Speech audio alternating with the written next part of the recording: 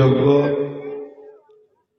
আজকের সবার সভাপতি, উপস্থিত আকাশে তারকা সদৃশ্য আলেম ওলামাবৃন্দ, সামনে আমার দিনদার ইমানদার মুমিন ভাই সকল, পর্দা থেকে সুন্নেওয়ালি মুমিনা মা ও বোনেরা, প্রশংসা আল্লাহ, গুণগান গুণকীর্তন স্তব স্তুতি ভালোবাসা তকদির হায়াত মওত রুজি জান্নাত জাহান্নাম সবকিছুর মালিক আল্লাহ, যে মহান মুনিব আহকামুল হাকিমিন আজকে আমাদেরকে বিভিন্ন কর্মব্যস্ততার ভিতর দিয়েও 2 দিন আগের প্রতিকূলমান আবহাওয়াকে অনুকূল করে দিয়ে এক মাদ্রাসা কেন্দ্রিক আয়োজিত মাহফিলে ধীরে বসে থেকে শোনার তৌফিক এনায়েত করেছেন। সেই মহান মুনিবের দরবারে একবার শুকরিয়া করি, আমরা সকলে বলি আলহামদুলিল্লাহ। দরুদ ও সালাম বর্ষিত হন আখিরি নবী, নবিকুল শিরোমণি ইমামুল আম্বিয়া নবী আহমদ নবী মুহাম্মদুর রাসূলুল্লাহ সাল্লাল্লাহু আলাইহি সাল্লামের উপর। আল্লাহুম্মা আমিন, আল্লাহুম্মা সাল্লি আলাইহি, আল্লাহুম্মা বারিক আলাইহি। আমি আপনাদের সামনে গ্রন্থ মুকুট আল কোরআন থেকে কয়েকটি বিক্ষিপ্তভাবে আয়াত তেলাওয়াত করেছি, আর হাদিসে নববী থেকে বুখারী মুসলিমের একটি হাদিস আপনাদের সামনে পেশ করেছি। এইগুলোকে সামনে রেখে খুব অল্প সময়ে কয়েকটি কথা বলে সমাপনী দিব মনে করে নিয়ত করেছি। যদি আমার মাবুদ আমাকে তৌফিক দেন তো আমার তৌফিক ইল্লা বিল্লাহি আলাইহি তাওয়াক্কালতু ওয়া ইলাইহি উনীব। আমি আমার বক্তব্যের শুরুতে 2টি কথা বলবো। গত পরশুদিন বক্তব্যের বিষয় ছিল জান এবং মান, আর সেই দিনই বলেছিলাম আজকের জন্য যে 9 তারিখে এখানে বিষয়বস্তু থাকবে লা তাহজান, কোনো চিন্তা নাই। আল্লাহ বলেছেন, তো চিন্তা মুক্তি করা কয়েকটি কথা আপনাদের সামনে বলবো। তো আল্লাহ তাবারাক ওয়া তাআলা, আমি আপনাদের সামনে যে 2টি কথা ছোট করে বলতে চাইছি 1 মিনিটে, যে আল্লাহ রুজি রাখলে সেই রুজি কেউ কেড়ে নিতে পারে না। হায়াত যতদিন আছে আল্লাহ রাখবেন এই জমিনে। আজকে মনে হয় 5-6 বছর পর আসামে আসলাম। একসময় প্রতি বছর আসতাম, ভালো লাগতো। আপনারা আমার অনেক আপনজন, বিশেষ করে শ্যামলবাড়ি মাদ্রাসার যে মানুষগুলি আছেন আমাকে অনেকেই ভালোবাসেন, বিধায় এই কথাটা বলছি। দীর্ঘদিন আসিনি, এখান থেকে কোনো ফোন যায়নি তা নয়। আসাম থেকে প্রতি বছর 20-25টা ফোন যায়, কিন্তু লম্বা সফর করার মতো ক্ষমতা এখন হারিয়ে ফেলেছি। অনেক সুগার, এই জন্য নিজের এলাকাতেই বেশি থাকার চেষ্টা করি। এবছর যেমন বাংলাদেশে প্রতি বছর 2-2.5 মাস থাকি, এবছর মাত্র 10 দিন থাকবো। তো যাই হোক, আমি আপনাদের সামনে প্রথমেই দোয়া চেয়েছি, আপনারা দোয়া করবেন আল্লাহ যেন আমাকে 2টি কথা বলার তৌফিক দান করেন। ওমা তৌফিক ইল্লা বিল্লাহি আলাইহি তাওয়াক্কালতু ওয়া ইলাইহি উনীব। এখন আপনারা জানেন যে আমি প্রতিটি কথায় কথায় উদাহরণ এবং উপমা দিয়ে থাকি। আপনাদের বাড়ি শ্যামলবাড়ি, আপনারা অহরহ প্রতিনিয়তই গোয়ালপাড়া যাওয়া আসা করেন, যেহেতু জেলাটা আপনাদের। আর এই দেশে বাস করছেন, আসাম রাজ্যে বাস করছেন, জেলার অধীনস্থে রয়েছেন গোয়ালপাড়ায়, অতবে যেতে হবে। তো এই রাস্তাটার ভিতরে যদি রাত 10টার পর কেউ সফর করে, কোন কোন জায়গাটা কঠিন, কোন কোন জায়গাটা ভয়াবহ, কোন কোন জায়গাতে বিপদের আশঙ্কা আছে, কোন কোন জায়গাতে বিপদ হতে পারে এটা আপনারা জানবেন, কারণ আপনারা এখানে বাস করছেন। আমি পশ্চিমবঙ্গের মানুষ, আমার জেলার নাম বর্ধমান। তো আমার বাড়ি থেকে আমার জেলা 55 কিলোমিটার।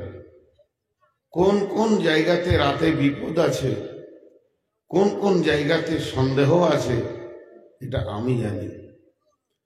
তেমনি আমরা বাস করছি পৃথিবীতে, এটা বাসস্থান লয়। ये जगह रहने की जगह नहीं है। ये जगह रहने का होता तो कोई मरता नहीं, सभी रह जाता। ये जगह आना है जाने के लिए।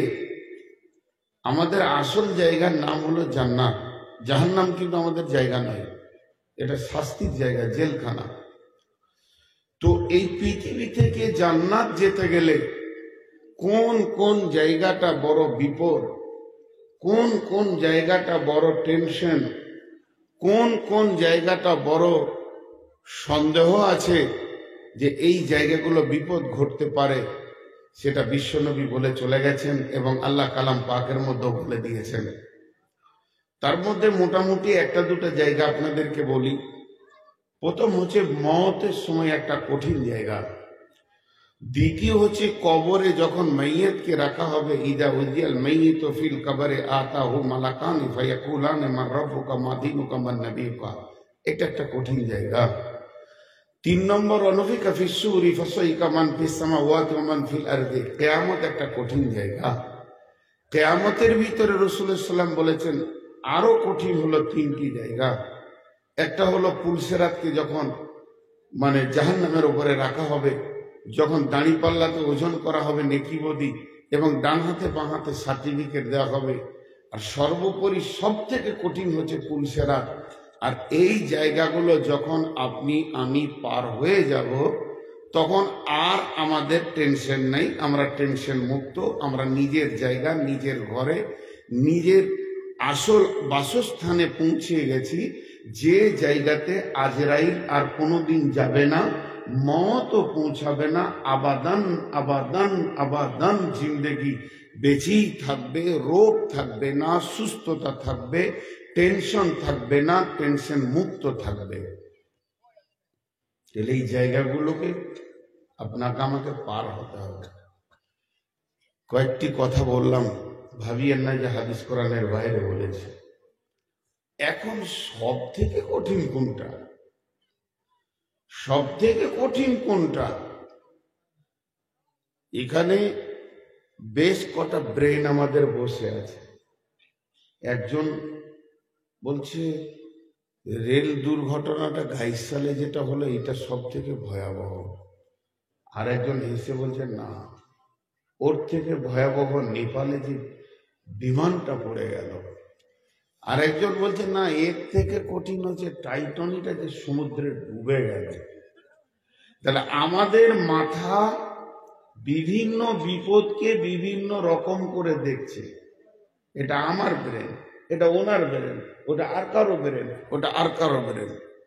কিন্তু আমার আল্লাহ বলছেন সব থেকে কঠিন জায়গা কোনটা? সব থেকে কঠিন জায়গা হচ্ছে কাল্লা সায়ালামুন সুম্মা কাল্লা সায়ালামুন। এটা আল্লাহর ভাষা।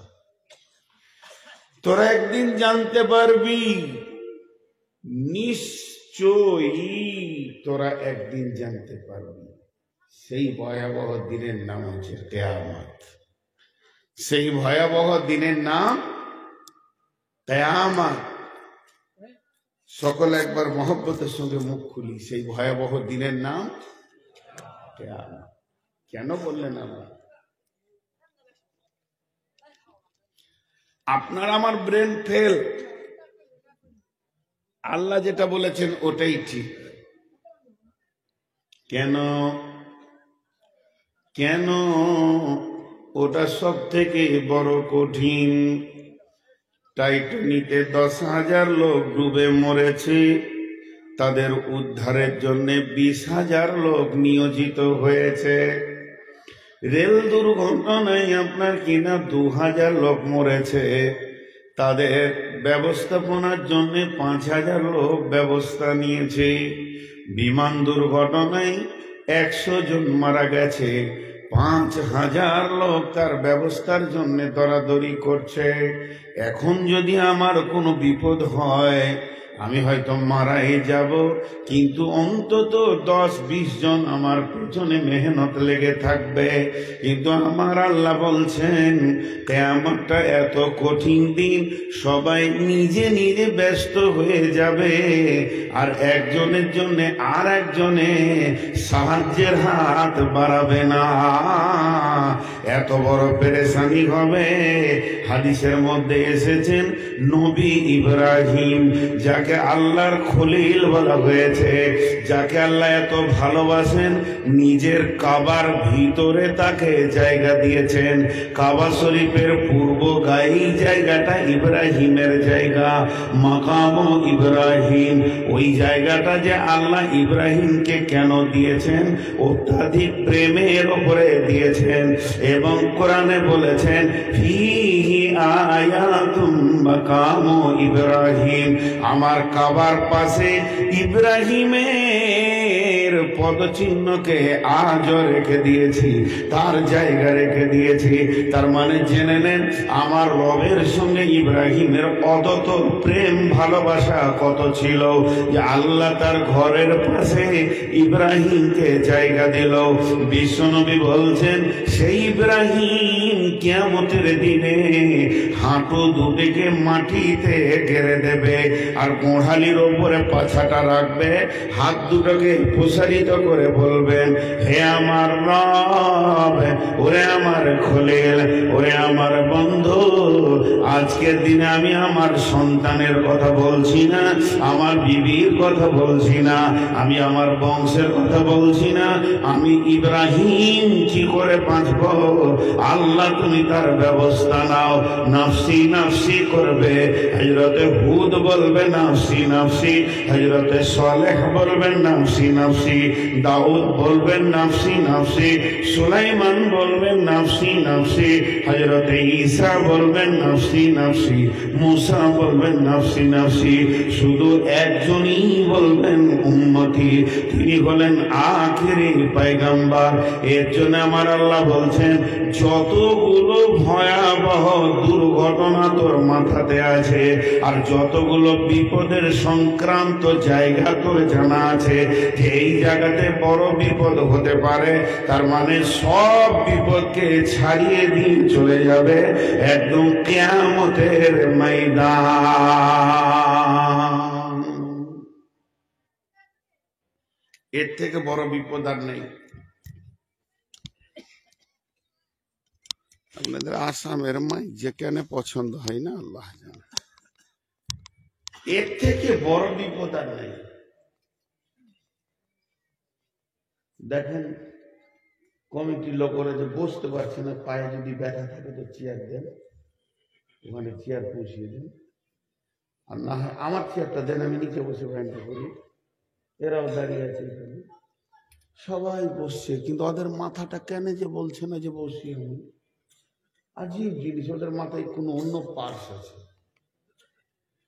জি, আমি যে কথাটা বলছি আপনাদেরকে, এখন কোনো একটা জিনিস আমি কিনছি, ধরেন এখানে বিক্রি হচ্ছে, আমি বললাম যে আমি নিব, দাম হলো 200 টাকা, তো পকেটে হাত দিলাম, 150 টাকা বের হয়েছে, আর 50 টাকা লাগবে, ঘাটতি পড়ে গেল, এটাকে বলে ঘাটতি। তো আমি কমিটিকে বলছি আচ্ছা আপনাকে স্টেজ থেকে নেমে পুরা করে দিচ্ছি, আমি কোথা থেকে নিব আমি জানি, পুরা করে দিব। এই পৃথিবীর বুকে আপনার আসাম থেকে আমি 50,000 টাকার মাল কিনেছি, আমি দিতে পেরে দিয়েছি 49,000, 1,000 বাকি আছে। দোকানদারকে বলছি আমি কালকে দিয়ে দিচ্ছি, আমাকে খালি বাড়ি যেতে দেন, আমি ফোন পেতে মেরে দেবো, আমার যা আছে দিয়ে দিলাম। তার মানে এতটুকুন যদি ঘাটতি পড়ে যায়, কি বিরাট ঘাটতি পড়ে যায়, সেটাকে পুরা করার মৌকা আছে, আছে না নেই? কথা বলে না, আছে না নেই?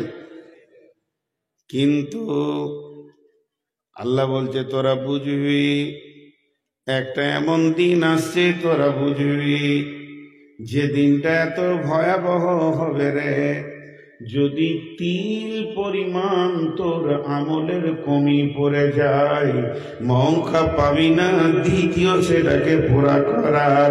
একটা সাজদা করে দি, একটা সুবহানাল্লাহ বলে দি, ওইটা পুরা হয়ে যাবে। হবেই না, হবে না, হবে না। কাল্লা সায়ালামুন সুম্মা কাল্লা সায়ালামুন। ওই দিনটা এত ভয়াবহ হবে, তোরা জানবি তো জানবি, একদিন তোরা বুঝবি।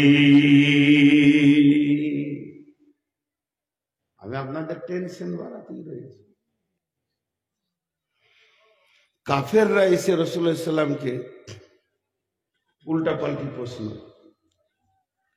একটা মানুষকে যদি উল্টা পাল্টি প্রশ্ন করা হয় তো একটা কথা দুবার বলে দেবে। যখন কোনো উকিল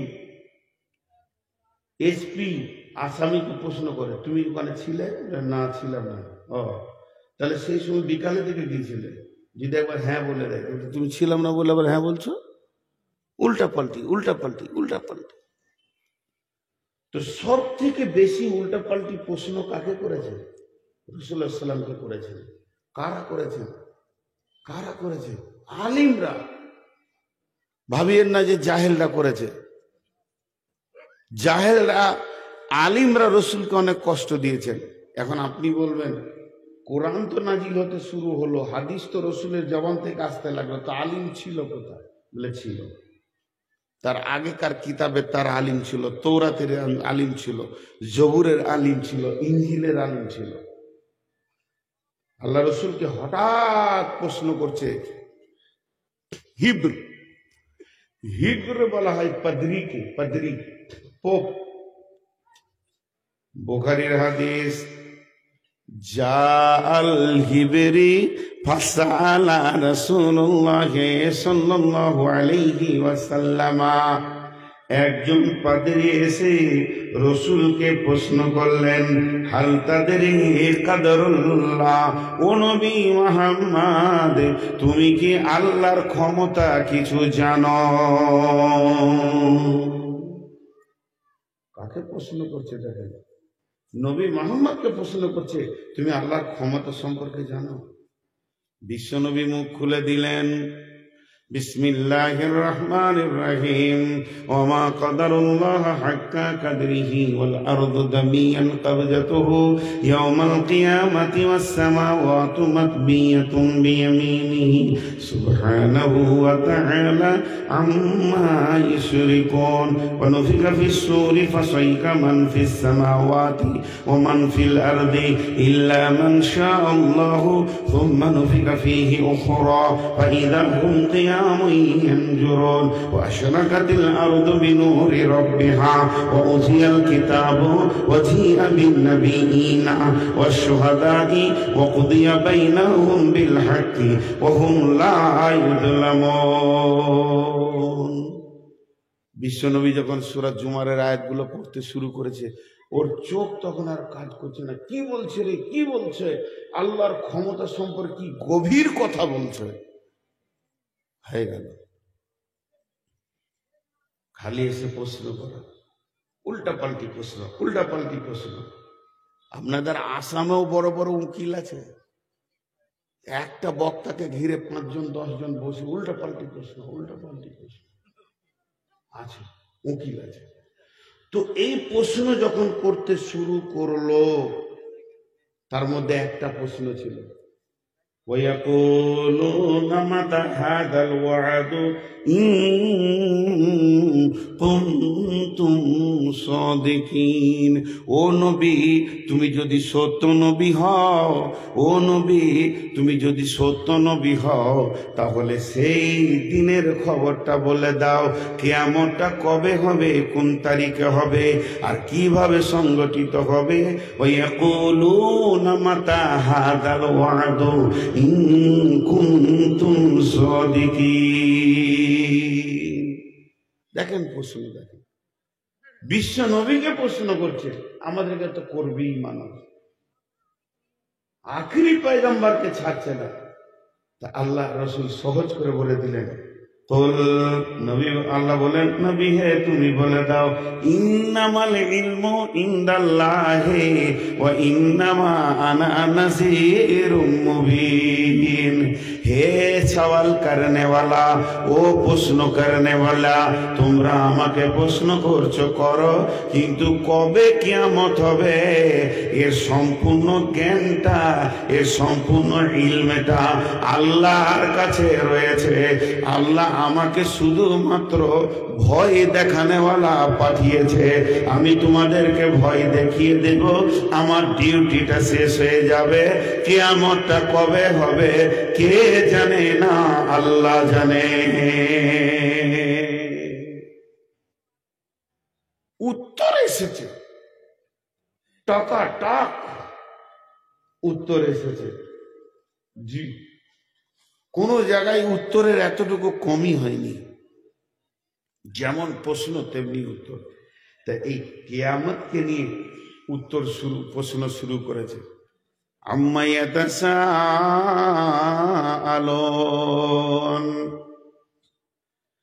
নবী হে তোমাকে কোন জিনিসের ওপরে প্রশ্ন করা হচ্ছে? আরেকবার বলছি, আমার আল্লাহ নবীকে জিজ্ঞাসা করছেন আম্মা ইয়াতাসাআলুন, নবী হে তোমাকে কোন জিনিসের ওপরে প্রশ্ন করা হচ্ছে? আল্লাহ নিজেই বলছেন আনিন নাবাইল আযীম, বড় খবরের ওপরে প্রশ্ন করা হচ্ছে। খবরটা ছোট খবর নয়, খবরটা বড় খবর। এটা কে বলছেন না আল্লাহ বলছেন, এটা হলো বড় খবর। এটা ছোট খবর নয়, এটা ক্ষুদ্র খবর নয়, এটা হলো বড় খবর। আনিন নাবাইল আযীম, বড় খবরের ওপরে প্রশ্ন করা হচ্ছে। আমার আল্লাহ বলছেন হে নবী তুমি বলে দাও, কাল্লা সায়ালামুন, নিশ্চয় তোমরা জানতে পারবে। সুম্মা কাল্লা সায়ালামুন, আবার বলছি নিশ্চয় তোমরা জানতে পারবে।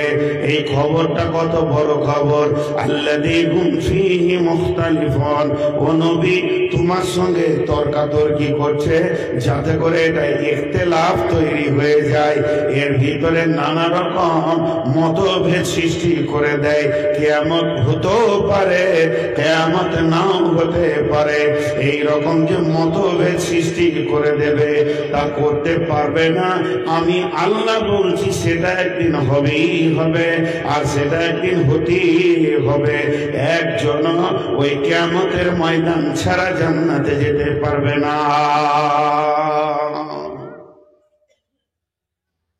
এগুলো আমার বক্তব্যের বিষয় নয়। আমি আমার বিষয়ে চলে এসেছি, আর মাত্র 5টা মিনিট টাইম নিব। চারিদিকে ছিটিয়ে কথা বলছি, একদিকে বলিনি। সেটা হবেই। আমার আল্লাহ বলছেন বলে দাও, ওটা হবে। যে বিষয়টা নিয়ে তোমাকে অত্যাধিক প্রশ্ন করে তোমার ভিতরে মতভেদ সৃষ্টি করছে সেটা হবেই হবে। সেটা হবে যেদিন, সেদিন বুঝবি যেটা কত কঠিন জিনিস হয়েছে। জি ভাই, আপনারা একটু ধ্যান দেন, আর মাত্র 5 মিনিট মনোযোগ।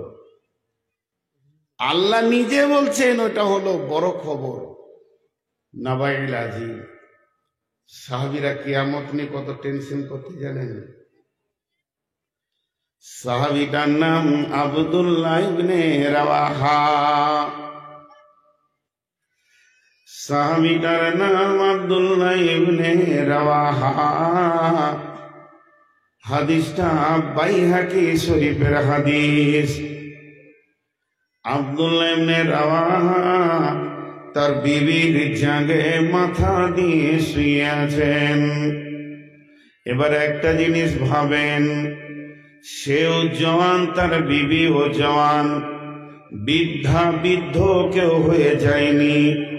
দুইজনের ভিতরে যৌবন রয়েছে, যৌন তরঙ্গ রয়েছে। আর এই অবস্থায় বিবির জাগে মাথা দিয়ে আব্দুল্লাহ ইবনে রাওয়াহা শুয়ে রয়েছেন, আর তারই ভিতরে আব্দুল্লাহ ইবনে রাওয়াহা কাঁদতে শুরু করেছেন। চোখ দিয়ে তার পানিগুলো গাল দিয়ে গড়ে বিবির জাগে পড়ছে। আর বিবি যখন স্বামীকে দেখে নিয়েছেন কাঁদছে, এই দেখার সঙ্গে সঙ্গে বিবিও কাঁদতে শুরু করেছে। আর বিবি যখন কাঁদতে শুরু করেছে তো আব্দুল্লাহ ইবনে রাওয়াহা বলছেন, মা ইউকি রে আমার বিবি, তোমাকে কে কাঁদালো? হে আমার বেগম, তুমি বলো কেন তুমি কাঁদছো? কে তোমাকে কাঁদালো? কে তোমাকে কষ্ট দিল? তো বিবি স্বামীকে উত্তরে বলছেন, বাকায় কে এলে বাকায় কা, আপনি কাঁদছেন এর জন্য আমি কেঁদেছি। আমাকে তো কেউ উঁচু নিচু কথা বলেনি, আঘাত দেয়নি, কারণ আমার কাঁদার একটাই কারণ, আপনি কাঁদছেন বলে আমি কাঁদছি। ওরে আমার বিবি, আমি কাঁদছি এর জন্য তুমি কাঁদছো বলে? হ্যাঁ, আপনি হলেন রসুলের সাহাবী, আপনি হলেন রাদিয়াল্লাহু আনহু। অতএব একজন সাহাবী কাঁদছে, তার মানে ভিতরে কোনো তথ্য লুকানো আছে, আর আমি ওই জন্য কাঁদছি স্বামী আমার। তখন স্বামীকে বিবি বলছে, তবে আপনি কেন কাঁদছেন এ কথা কি আমি জানতে পারি না? আপনি আমাকে কি বলবেন না? তখন স্বামী বিবিকে বলছে, বেগম রে, তুমি আমার চোখ দেখেছো, আমার কান্না দেখেছো, কিন্তু তুমি আমার মুখের দিকে তোমার কানটা লাগাওনি। আমি ভাষাটা কি বলছি একটিবার তুমি শোনো, তাহলে বুঝতে পারবে আমি কেন কাঁদছি। তখন আব্দুল্লাহ ইবনে রাওয়াহা সূরা মারিয়ামের ৭১ নম্বর আয়াতটা পড়ছেন, বিসমিল্লাহির রহমানির রহিম, ওয়া ইন মিনকুম ইল্লা ওয়ারিদুহা কানা আলা রাব্বিকা হাতমান মাকদিয়া। আয়াতটা শেষ হয়ে গেল, আবার ঘুরিয়ে পড়ছেন, আবার ঘুরিয়ে পড়ছেন, আবার ঘুরিয়ে পড়ছেন, ওয়া ইন মিনকুম ইল্লা ওয়ারিদুহা কানা আলা রাব্বিকা হাতমান মাকদিয়া। আব্দুল্লাহ ইবনে রাওয়াহা বলছেন, বিবি রে, এই আয়াত থেকে আল্লাহ কি বলছে তুমি কি বুঝতে পারছো না? আমাদের রব বলছেন, ওরে পৃথিবীর মানুষ, তুমি ধনী হও চাই গরিব হও, তুমি নেককার হও চাই বদকার হও, নামাজি হও চাই বেঈমান হও, ইমানদার চাই হও তুমি ইমানদার না হও, তাহাজ্জুদ পড়নেওয়ালা হও চাই তাস খেলনেওয়ালা হও, তুমি যে পর্যায়ের মানুষ হবে হও না কেন, তোমাকে কিয়ামতের ময়দানে পুলসেরাতে পা দিতেই হবে। এটাই পুলসেরাটাই এমন একটা জায়গা, এটা আমার নবীকেও আমি মাফ করিনি, আমার নবীকেও পুলসেরাতে পা দিতে হবে, তবেই সে জান্নাতের চৌকাটা পাবে, জান্নাতের গেট পাবে। এই পুলসেরাটা পৃথিবীর 100তে 100 মানুষের জন্য অজীব করা হয়েছে, একজনের জন্য মাপ নাই। বিনা হিসাবেও জান্নাতে গেলে তাকে পুলসেরাতের উপর দিয়ে যেতে হবে রে। ওরে আমার বিবি, আর বিশ্বনবী পুলসেরাতের ব্যাখ্যা দিতে গিয়ে বলেছেন, ওই পুলসেরাতের ধারে বড় বড় বৃক্ষ গাছ রয়েছে, সেই গাছগুলো কেমন? সাদান গাছের মতো, ওই গাছে অসংখ্য কাঁটা রয়েছে, আর তার ফলগুলো লম্বা লম্বা, মাছ ধরে যে ছিপে বংশীর মতো এরকম আকর্ষী ধারালো হয়ে আছে, আর ওই ফলগুলো লাখ লাখ কোটি কোটি পুলসেরাতের গায়ে ঝুলছে। ওগুলো মানুষের গায়ে লাগবে, তবে যদি কারুর চামড়াতে একটা বংশী বিঁধে যায়, নবীজি বলছেন আমার ওই উম্মতকে জেনে নিতে হবে, আমার আর জান্নাত যাওয়া হলো না, এখানেই আমার রাস্তায় স্টপ হয়ে গেল। বিবিরে, আমি সেই ভয়াবহ দিনের পুলসেরাতকে খেয়াল করে কাঁদছি, যেহেতু আল্লাহ বলেছেন কাল্লা সায়ালামুন সুম্মা কাল্লা সায়ালামুন। যে দিনটাকে নিয়ে তোমরা মতভেদ করছো, যে দিনটাকে নিয়ে অতি প্রশ্ন করছো, যে দিনটাকে নিয়ে তর্ক বিতর্ক করছো, ওটা একদিন হবেই হবে, কেউ রুখতে পারবে না।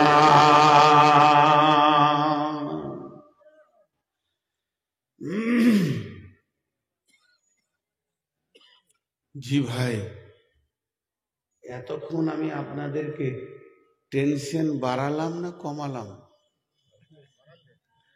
কথা বলে না তো বলি লোক, 3 জন লোক খালি মুখ খুলেছে। তাহলে আমার কথা বুঝতে পারছেন না? আজকে সবাই বায়ান শুনবে, বুঝতে পারবে, কিন্তু কুদ্দুস বেশি বুঝতে পারবে না।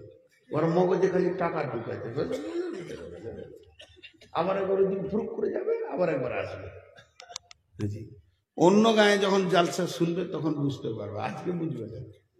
আমি আপনাদের টেনশন বাড়ালাম না কমালাম? বাড়ালাম। অথচ আল্লাহ বলেছেন লা তাহজান ইন্নাল্লাহা মা'ানা, চিন্তা করিস না, আমি তোদের সঙ্গে থাকবো। তো কমে গেল টেনশন। একজন খালি যদি সাথে থাকে সব ক্লিয়ার। জি, একটা আমাদের সম্মিলন ছিল জমিয়তের বিরাট সম্মিলন, আর আমার শাশুড়ি মা মুমূর্ষ অবস্থায় মুখে পানি দিচ্ছিল, ক্যান্সারের রোগী। তো ওই দিক থেকে বারবার ফোন আসছে, আপনাকে আসতেই হবে, এত বড় প্রোগ্রাম যদি আপনি না আসেন, এলাকার মানুষ। আমি হালকা করে জিজ্ঞেস করলাম, আম্মু যাবো? বলছি বাবা তুমি আমার কাছে থেকে কি লাভ করবে? আমি যদি মরেও যাই, আমার আল্লাহ থাকলেই যথেষ্ট। তুমি থেকে আমার কি উপকার করবে? চলে যাও, আল্লাহ দিনের কাজে চলে যাও। বেরিয়ে গেলাম, কিছুক্ষণের পর মওত হয়ে গেল। তো আমাদের সঙ্গে আল্লাহ থাকলে কিছুই অসুবিধা নেই। সূরা তওবাতে একটা আয়াত আছে, যে আয়াতটা এত মজার আয়াত আল্লাহ দিয়েছেন, আল্লাযীনা আমানু ওয়া হাজারু ওয়া জাহাদু ফি সাবিলিল্লাহি বিআমওয়ালিহিম ওয়া আনফুসিহিম। কারো জিন্দেগিতে যদি 5টা আমল থাকে, কারো জিন্দেগিতে যদি 5টা আমল থাকে, আল্লাহ বলছেন আ'যামু দারাজাতান ইনদাল্লাহি ওয়া উলাইকা হুমুল ফাইজুন। তারা আল্লাহর কাছে সম্মান বেড়ে যাবে। আর যতগুলো মরা থেকে নিয়ে জান্নাত পর্যন্ত টেনশনের জায়গা আছে, সবগুলো তার ক্লিয়ার হয়ে যাবে। আল্লাহ সূরা তওবায় বলছে 5টা আমল পৃথিবীতে এমন আছে, কত সুন্দর। আমি এটা উদাহরণ দিই, কেমন জানেন? পৃথিবীতে যত গাড়ি আছে, লাল সিগন্যাল থাকলে পেরোতে পারবে? পারবে? কোনো গাড়ি পারবে না? অ্যাম্বুলেন্স পারবে না? তো ও হলো অ্যাম্বুলেন্সের যাত্রী। কিয়ামত, হাসর, করে জান্নাতে চলে যাবে, আল্লাহ নিজে বলছেন। তো অতএব আমরা, কিয়ামতটা হচ্ছে সব থেকে বড় কঠিন জায়গা। কিয়ামতের কোনো নিয়ামত পাওয়া যাবে? জান্নাতের কোনো নিয়ামত কিয়ামতে থাকবে? এতগুলো লোক হ্যাঁ নাও বলে না। আপনারা কি আমার উপরে রাগ করেছেন নাকি? জি, ঘড়ি দেখবেন যে কতক্ষণ বায়ান করছি, নাহলে সভাপতি ভাই আবার কাল বলবে যে 1 ঘন্টা বলেছে, 2 ঘন্টা বললো, 1 ঘন্টা বলছে। জি, তো কিয়ামতে কোনো সান্ত্বনাদায়ক জিনিস থাকবে? এতগুলো লোক হ্যাঁ না বলে না, নাই বলেন কিংবা হ্যাঁ বলেন, থাকবে না, না? এটাই আমাদের ধারণা ভুল। কিয়ামত হচ্ছে সব থেকে বড় আনন্দের দিন। এবার চলবে বায়ান, মেন বায়ানে আসলাম। কিয়ামতের মতো আনন্দ কোথাও নাই। কোরআন আল্লাহ বলেছেন, ফাসাউফা ইউহাসাবু হিসাবান ইয়াসীরা ওয়া ইয়ানকালাবু ইলা আহলিহি মাসরুরা। যে লোকটা ডান হাতে সার্টিফিকেট পাবে, ও আম্মা মান উতিয়া কিতাবাহু বিয়ামিনিহি ফাআম্মা মান উতিয়া কিতাবাহু বিয়ামিনিহি, আমি যাকে ডান হাতে সার্টিফিকেট দেব, ফাসাউফা ইউহাসাবু হিসাবান ইয়াসীরা, তার হিসাবটা অতি আসান হয়ে যাবে। ওয়া ইয়ানকালাবু ইলা আহলিহি মাসরুরা, গোটা হাসরের ময়দানে আনন্দে লাফাবে, আর আত্মীয়দেরকে দেখা করবে আর বলবে আমি পাস, আমি পাস, আমি কামিয়াব, আমি কামিয়াব, আমার কোনো আর টেনশন নাই, আমার রব আমাকে ডান হাতে সার্টিফিকেট দিয়েছি। এর থেকে আনন্দের দিন কি আছে? জি, কিয়ামতে টেনশন করবে কাফের, বেঈমান, মুশরিক, মুনাফিক। আপনি আমি কেন করব? কিয়ামত তো আনন্দের দিন। কিয়ামতের নাম কিয়ামত, কিয়ামতের নাম মাহশার। তো একটু ধৈর্য ধরে শুনেন। কবরে জান্নাতের নিয়ামত নাই, কিন্তু ঘুম আছে। ঠিক কিয়ামতের দিকে একটু খেয়াল করি। আজকে আমি শুধু বক্তব্যের বিষয় রেখেছি ওটাই, যে কিয়ামতে কোনো টেনশন নেই, কোনো টেনশন নেই। বন্ধুরা আমার, কিয়ামতের মাঠে 4টি নিয়ামত, এত দামি মাল আছে। 4খানা নিয়ামত মানুষকে শান্তি দিয়ে দেবেন, এবং তারা কিয়ামতের কষ্ট অনুপরিমাণ বুঝতে পারবে না। নাম্বার 1, প্রথমেই যেটা পাওয়া যাবে সেটা কি? যখন কিয়ামত শুরু হবে তো মানুষের প্রথম প্রয়োজন কি হবে? প্রথম প্রয়োজন হবে আলো। তার কারণ হচ্ছে ইদাস সামাউন ফাতারাত ওয়া ইদাল কাওয়াকিবুন তাসারাত ওয়া ইদাল বিহারু ফুজ্জিরাত ইদাস শামসু কুব্বিরাত ওয়া ইদান নুজুমুন মুকাদারাত। এগুলো কিয়ামতের ভাষা। আল্লাহ তাবারাক ওয়া তাআলা এগুলোকে কসম করে বলতে চাইছে যে সূর্যের আলোতে তুমি এত লাফাও, ওই সূর্যটা একদিন ভেঙে চূর্ণ বিচূর্ণ হয়ে যাবে, তারাগুলো বিক্ষিপ্ত হয়ে পড়ে যাবে, চন্দ্রের কিরণ বলে কিছুই থাকবে না। তার মানে যে বস্তু দিয়ে আলো পাওয়া যায়, যে বস্তু দিয়ে আলো পাওয়া যায়, যে বস্তুর মাধ্যম দিয়ে এতদিন আলো পেয়েছি, আলোর বস্তুগুলো সব শেষ হয়ে যাবে। সূর্য থাকবে না, তারা থাকবে না, নক্ষত্র থাকবে না, বিদ্যুৎ প্রকল্প থাকবে না, পৃথিবী ধ্বংস হয়ে যাবে। জেনারেটর থাকবে না, লন্ডন থাকবে না, মোমবাতি থাকবে না, দেশলাই থাকবে না, এমনকি জোনাকি পোকাটাও বেঁচে থাকবে না। সারা পৃথিবীটা ধ্বংস হয়ে একটা চাটিয়াল ময়দান হয়ে যাবে। কতদিন এই অবস্থায় থাকবে? জিরো অবস্থায় পৃথিবীটা 40 বছর পরে থাকবে।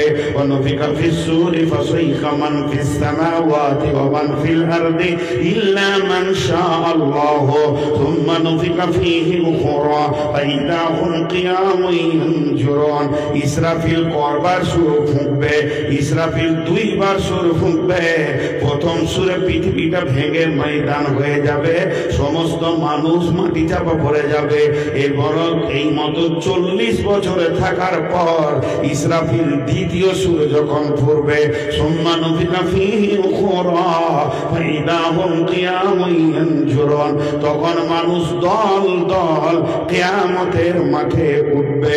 আলো নাই, আঁধার, আঁধার তো আঁধার, ভয়াবহ আঁধার, কেউ কাউকে দেখতে পাবে না। বন্ধুরে, তাহলে কিয়ামতের মাঠে প্রথম প্রয়োজন যেটা হবে সেটা আলো। তাই আল্লাহ তাবারাক ওয়া তাআলা এর পরের আয়াতে বলে দিয়েছেন, ওয়া আশরাকাতিল আরদু বিনূরি রাব্বিহা ওয়া আশরাকাতিল আরদু বিনূরি রাব্বিহা। ও বিশ্ব মানব রে, সেই দিনে একটা আলো থাকবে, স্বয়ং আমার আল্লাহর নূরের তাজাল্লিতে ওই ময়দানটা আলো হবে। তবে এটা সবারই জন্য হবে না, এটা মুমিন মুমিনাদের জন্য হবে, কাফেররা কিন্তু দেখতে পাবে না। জিন দেখেছে? জীবনে জিন দেখেছে? ওরা দেখা দেয় না, ওদের পারমিশন নেই দেখা দেওয়ার। দেখা দিলে আবার বিচার হবে, ওদের সর্দারের কাছে বিচার হবে, দেখা কেন দিয়েছিলি। 6-7টা গ্রুপ আছে জিনের, তার মধ্যে একটা ইবলিশ গ্রুপ আছে, ইবলিশ গ্রুপটা দেখা দেয়। ওরা পাওয়ার নিয়ে নিয়েছে আল্লাহর কাছে জ্বালাবার জন্য। যেমন জিন একজনকে দেখা দিতে পারে আর একজনকে পারে না, যদি মনে করে যে একে দেখা দিব একে দিব না, তো ওরকম ক্ষমতা আল্লাহ দিয়েছে। তেমনি জিবরাইল আমিনকেও বেশ কিছু সাহাবী দেখেছেন, তার মধ্যে একজন শিশু সাহাবী দেখেছেন, তার নাম হযরতে আব্দুল্লাহ, রসুলের আপন চাচাতো ভাই। আব্দুল্লাহ ইবনে আব্বাস, আব্বাসের ছেলে আব্দুল্লাহ। তখন আব্বাস ঈমান আনেনি, বাপ বেটাতে কোনো কারণে রসুলের কাছে এসছে। তো দেখেন, ইনি আমার বাম পাশে, আমার ডান পাশে কেউ নাই, আর আমি এনারা নাই, আমি এরকম কথা বলছি। ঠিক আছে, তাহলে দেখা যাবে, পরে আলোচনা হবে, এখন আপনি যান, পরে কথা বলবো। তা আপনাদের মনটা কি বলবে যে কার সাথে কথা বলছে? বলবে কি বলবে না? আর হ্যাঁ না বলে না, বলবে। তো হযরত আব্বাস তার ছেলে আব্দুল্লাহকে নিয়ে রসুলের কাছে এসছেন, আর আল্লাহ রসুল ওইভাবে কথা বলছেন ফাঁকা জায়গায়। যখন কথা শেষ হয়ে গেল, ওই ব্যক্তি চলে গেল। তো আব্বাস বেঈমান হালাতে ছিল, ঈমান আনেনি, কিন্তু আব্দুল্লাহ শিশু অবস্থায় রসুলের উপর ঈমান এনেছে। তা আব্দুল্লাহ পরবর্তীতে বলছে, এ ভাই, এগুলো করতে দিব না, কিন্তু আমার সামনে কোনো ডিস্টার্ব করতে দিব না, সব ক্যামেরা খুলে দেবো, এখন অত ক্যাপাসিটির দরকার নেই, চুপচাপ বসে যেতে হবে। তো আব্দুল্লাহ পরে রসুলকে বললেন, কি বলছে জানেন? ইয়া রাসূলুল্লাহ, আমি আর আমার আব্বা যখন আপনার কাছে কোনো কারণে কোনো প্রয়োজনে গেছিলাম, তখন আপনি আমার আব্বার দিকে গুরুত্ব না দিয়ে আপনার পাশে একজন সুন্দর চেহারাওয়ালা দাঁড়িয়েছিল, তার সঙ্গে আপনি কথা বললেন, বিদায় করলেন, তারপরে আমাদের দিকে মনোনিবেশন করলেন। ওই লোকটাকে আমি দেখেছি। নবীজি বলেন, আব্দুল্লাহ রে, তুমি জিবরাইলকে দেখেছ। কয়েকজন সাহাবীকে আল্লাহ জিবরাইলকে দেখিয়েছেন। তো একজন দেখতে পেল, একজন পেল না। ওই মাখলুকটাকে কে বানিয়েছেন? আল্লাহ। ওই মাখলুকটা কে বানিয়েছেন? আল্লাহ। তো ওই আল্লাহ বলছেন, কঠিন কিয়ামতের দিনে আমি নূরের তাজাল্লিতে কিয়ামতের ময়দানটাকে আলো করে দিব। ওই আলোটা কে পাবে? যারা ঈমানদার তারা পাবে, বেঈমানরা পাবে না। বিসমিল্লাহির রহমানির রহিম। ইয়াউমা তারাল মুমিনিনা ওয়াল মুমিনাতি ইয়াসআ নূরুহুম বাইনা আইদিহিম ওয়া বিআইমানিহিম বুশরাকুমুল ইয়াওম। সেই দিনে সুসংবাদ হচ্ছে, যে শুনে লাও বিশ্ববাসী, আমার নূরের তাজাল্লিতে গোটা হাসরের ময়দান নূরে আলোকিত হয়ে যাবে।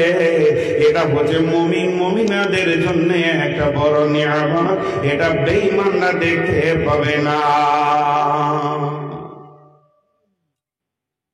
জি, এত পরিচিত আয়াত, আবার এমন একটা কোরআন শরীফ দিয়েছি যার আয়াতই খুঁজে পাবো না।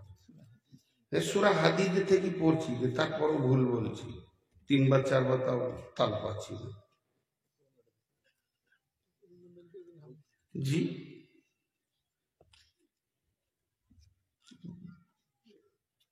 সূরা হাদীদ। বিসমিল্লাহির রহমানির রহিম। আল্লাহ তাবারাক ওয়া তাআলা বলছেন, ইয়াওমা তারাল মুমিনিনা ওয়াল মুমিনাতি ইয়াসআ নূরুহুম বাইনা আইদিহিম ওয়া বিআইমানিহিম বুশরাকুমুল ইয়াওম জান্নাতুন তাজরি মিন তাহতিহাল আনহারু খালিদিনা ফিহা যালিকা ওয়াল ফাওজুল আযীম।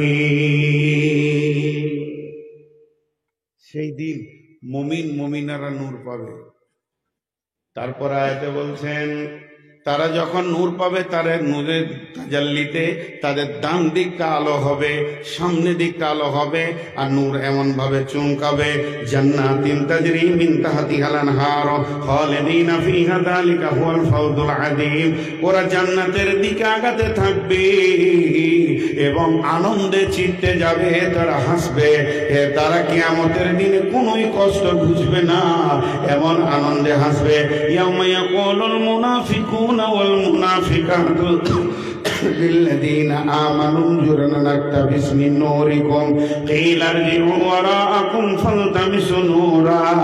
এমন সময় কাফের বেঈমানেরা ওই আল্লাহওয়ালাদের কাছে আসবে এবং মুমিনদেরকে বলবে, হে মুমিন ভাই, তোমাদের নূরে আমাদেরকে নিয়ে নাও, ওই আলোতে আলোকিত হয়ে আমরা জান্নাতে চলে যাব। তখন আবার আল্লাহ বলবেন, ওদেরকে বলো, কিল আরজিউ ওরাকুম ফালতামিসু নূরা, ফিরে যাও তোমরা, আমরা যেখান থেকে নূর এনেছি ওই জায়গায় ফিরে যাও, যে নূর আনোগা। তাহলে কোথায় যেতে বলছে? মুফাসসিররা বলছেন 2 জায়গায় যেতে বলছে। 1 নম্বরে, আমাদেরকে নূর যিনি দিয়েছেন তিনি আল্লাহ, আজকের আলোর মালিক হলেন আল্লাহ, আল্লাহ দিয়েছে, আল্লাহর কাছে যাও। আর একজন মুফাসসির বলছেন না, ফিরে যাও বলতে ওদেরকে বলছে তোমরা আবার দুনিয়াতে ফিরে যাও, আমরা আমল করেছি এর জন্য নূর পেয়েছি, আর তোমরা আমল করবা তাহলে আবার নূর পাবে। আর আমার আল্লাহ বলছেন কাল্লা সায়ালামুন সুম্মা কাল্লা সায়ালামুন, বুঝবি রে মন বুঝবি রে হায়, জীবন হবে জ্বালাময়। নূর হলো আল্লাহ নিয়ামত। জি, এদিকে হযরত আবু হুরায়রা উজু করছে, উজু করে কুল্লি করে মুখে পানি নেই, হাতে পানি নিতে দেবে, এই পর্যন্ত কোরআনে আছে ফাগসিলু উজুহাকুম ওয়া আইদিয়াকুম ইলাল মারাফিক, এই পর্যন্ত। আবু হুরায়রা আবার এইটুকু টানছে বেশি করে উজু করে, আর এরকম করে সে ধরেছে, উমর ওই তুই বেশি বুঝিস, কোরআন বেশি বুঝিস, মানে ই যত নরম ও তত শক্ত, একই জায়গায় বাস করে, দাঁত আর জিভ যত নরম তত শক্ত। তো হযরতে উমর ছিলেন একটু কড়া মাল, ওই তুই বেশি বুঝিস, আল্লাহ রসুল বলছেন, কোরআন বলছে এই ভান পর্যন্ত মারাফি কোনাই পর্যন্ত, আর তুই এই পর্যন্ত টানছিস, তোর গর্দন ধরেই নিয়ে গেছে রসুলের কাছে। রসুল বলছে ছাড়ো ছাড়ো, ও তো ভয়ে চুপ করে আছে, নরম মানুষ। যে কি হলো, কেস কি? বলে রাসূলুল্লাহ উজুর ব্যাপারে আল্লাহ কি বলেছেন? বলে ইলাল মারাফিক, এই পর্যন্ত। বলছে কতটা টানছে জিজ্ঞেস করে, এই পর্যন্ত টানছে, আবার বেশি বুঝেও নাকি? আল্লাহর নবী বললেন উমর রে, ওর গর্দনটা ছাড়ো, আমি আবু হুরায়রাকে জিজ্ঞেস করি। আবু হুরায়রাকে বললেন, আবু হুরায়রা উজুর ব্যাপারে তোমার মত কি? আবু হুরায়রা বললেন, ইয়া রাসূলুল্লাহ, কালাম পাক সত্য, আপনি সত্য নবী। কালাম পাক বলেছে ইলাল মারাফিক, এই পর্যন্ত উজু, আমি ওই নিয়তি উজু করছি। তবে নবীজি গো, আপনি বলেছেন উজুর অংশগুলো কিয়ামতের মাঠে নূরে ঝকমক করবে, যতটা উজু করবে নূরে ঝকমক করবে। তাই আমি উজুর পানিটা একটু বেশি করে নিয়েছি, যেন আমার হাতগুলো বেশি করে নূরে ঝকমক করে। নবী বললেন, ওমর রে, তুমি বুঝতে পারলে এটা কি? উজু হবে না এই নিয়তে তোর নয়, ওর নিয়তটা উজুর পানিটা একটু বেশি করে কচলিয়ে নিব, যাতে করে কিয়ামতের মাঠে নূরের জ্যোতিটা বেশি হবে। অতএব বন্ধুরে, হযরত আলী বলেছেন আল্লাহর ভয় কাকে বলে, তাকওয়া কাকে বলে, খাউফে ইলাহি কাকে বলে? খাউফে ইলাহি হচ্ছে ধীরে ধীরে সুন্দর করে উজু করার নাম খাউফে ইলাহি। কারণ যেদিন কঠিন কিয়ামত হবে, আপনার আমার প্রয়োজন হবে নূর, আলো। আর সে আলোটা দেবেন কে? না আল্লাহ। আর দেবেন কোন অংশে? না উজুর অংশে দেবে। আল্লাহ সূরা গাসিয়াতে বলেছেন উজুহু ইয়াউমাইদিন নাঈমা, সেদিন কিছু চেহারা দেখতে পাবে নূরের আলোতে ঝলমল করছে। অতএব যারা নূর পেয়ে যাবে তাদের তো আর কোনো টেনশন থাকবে না, তারা হাসতে হাসতে জান্নাতে যাবে। জি, আর কি বুঝাবো? এখানে আমরা 10টা লোক বসে আছি, 15টা লোক বসে আছি, 20টা লোক বসে আছি। কথাটা মন দিয়ে শোনেন। আচ্ছা, আমার কথা আপনারা বুঝতে পারছেন তো? অসুবিধা তো হয়নি? হ্যাঁ, মানে ভাষা কথা বলছি না, আমি বলতে চাইছি ভাষাটা বুঝছেন, মানে আমি যে বিষয়টা বলতে চাইছি বিষয়টা মাথায় আসছে তো, যে কিয়ামতের মাঝে কোনো চিন্তা নাই, এই বিষয়ে কথা বলছি আর কি। চিন্তা দূর করছি, কিয়ামতের দিনে চিন্তা নাই, হাসবো, আনন্দ করব, বলেন ইনশাআল্লাহ। কেন? আল্লাহ আছে আমাদের সঙ্গে। আর কে আছেন আমাদের সঙ্গে? আল্লাহ। ব্যাস। একজন সাহাবী এসে রসুলকে জিজ্ঞাসা করছেন, ইয়া রাসূলুল্লাহ, কিয়ামতের মাঠে বিচার কে করবে? তো আল্লাহ বলে, তাহলে চিন্তা নাই, বাস আমি জান্নাত চলে যাব। যদি বিচারটা একবার মানুষের হাতে থাকতো, কি বিপদ যে ঘটতো। হিংসাতে কেউ কাউকে জান্নাত ঢুকতে দিত না, আর বিচার শেষও হতো না। তো একটা উদাহরণ দিচ্ছি, এখন ভালো করে শুনেন। এখানে আমরা 20টা লোক বসে আছি, গল্প স্বল্প আলাপ আলোচনা দিন দুনিয়া আখেরাত নিয়ে হচ্ছে। এমন সময় মসজিদে আজান শুরু হয়ে গেল, মাগরিবের আজান। আল্লাহু আকবার, আল্লাহু আকবার। গল্প বন্ধ হয়ে গেল, সবাই চেয়ার ছেড়ে দাঁড়িয়ে গেলাম, মসজিদের দিকে হাঁটতে শুরু করলাম। এর মধ্যে 10 জন মসজিদে ঢুকে গেল, আর 10 জন উজু করার জন্য বদনা খুঁজতে লাগলো, কলের কাছে গেল। বুঝাতে বলো, 20টা লোক কজন মসজিদে গেল, আর 10 জন কোথায় গেল? কলের কাছে। এবার বলেন, যারা মসজিদ ঢুকেছে এদের ব্যাপারে কোনো সন্দেহ আছে কি যে উজু নাই? উজু আছে বলে তারা মসজিদে সোজা ঢুকে গেছে, তাদের উজু ভাঙেনি। তেমনি বন্ধুরে, আমার রব বলছেন হিসাব তো পরে হবে, হিসাব কখন শুরু হবে সে তো সময় আসবে, ঠিক টাইমে হবে। কিয়ামতের মাঠে উঠার সঙ্গে সঙ্গে ইমানদারদের নূর ফিটিং হয়ে যাবে, আর যার শরীরে নূর লেগে যাবে ও তখনই জেনে নেবে আমার রব আমাকে জান্নাতি বানিয়ে দিয়েছে। হিসাব এখন 2 ঘন্টা পর শুরু হবে, তো নূর পাওয়ার সঙ্গে সঙ্গে কি জেনে নেবে? আমার রব আমাকে মাফ করে দিয়েছে। কোথায় আছে? সূরা আল ইমরানে বিসমিল্লাহির রহমানির রহিম, ইয়াউমা তাবিয়াদ্দু উজুহু ওয়া তাসওয়াদ্দু উজুহু ফাআম্মাল্লাযিনা সুওয়াদ্দাত উজুহুহুম আকাফারতুম বা'দা ঈমানিকুম ফাদুকুল আযাবা বিমা কুনতুম তাকফুরুন ওয়া আম্মা লাম ইয়াজ্জাদ উজুহুহুম ফাফি রাহমাতিল্লাহি হুম ফিহা খালিদুন। সেই কিয়ামতের মাঠে যখন তোমরা কিছু লোক সেদিন তাদের চেহারাতে নূর দেখতে পাবে, আর কিছু লোক দেখতে পাবে না, তাদের মুখগুলো কালো হয়ে থাকবে। যাদের মুখগুলো কালো হয়ে থাকবে তারা ঈমানের কথা শোনার পরও কুফরি করেছে। ফাদুকুল আযাবা বিমা কুনতুম তাকফুরুন, যেমন তোমরা দিনকে অস্বীকার করেছো তার আযাব তোমাদেরকে নিতেই হবে, রেডি হয়ে যাও। ও আম্মাল্লাযিনা বিয়াজ্জাত উজুহুম ফাফি রাহমাতিল্লাহি হুম ফিহা খালিদুন। আর যাদের মুখ আলো হয়ে গেছে তোমরা টেনশন করো না, তোমরা আল্লাহর রহমতের আওতাভুক্ত এসে গেছো।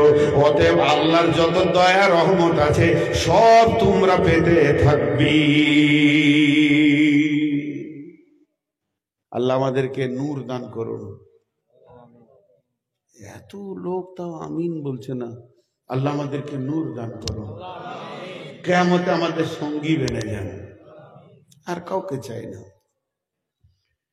अल्लाह तू हमारे बंदे हम सबको अपना बना ले, आमीन अल्लाहुम्मा आमीन। तो ये हलो कियामतेर माठे 1 नम्बर नियामत। 1 नम्बर। नम्बर 2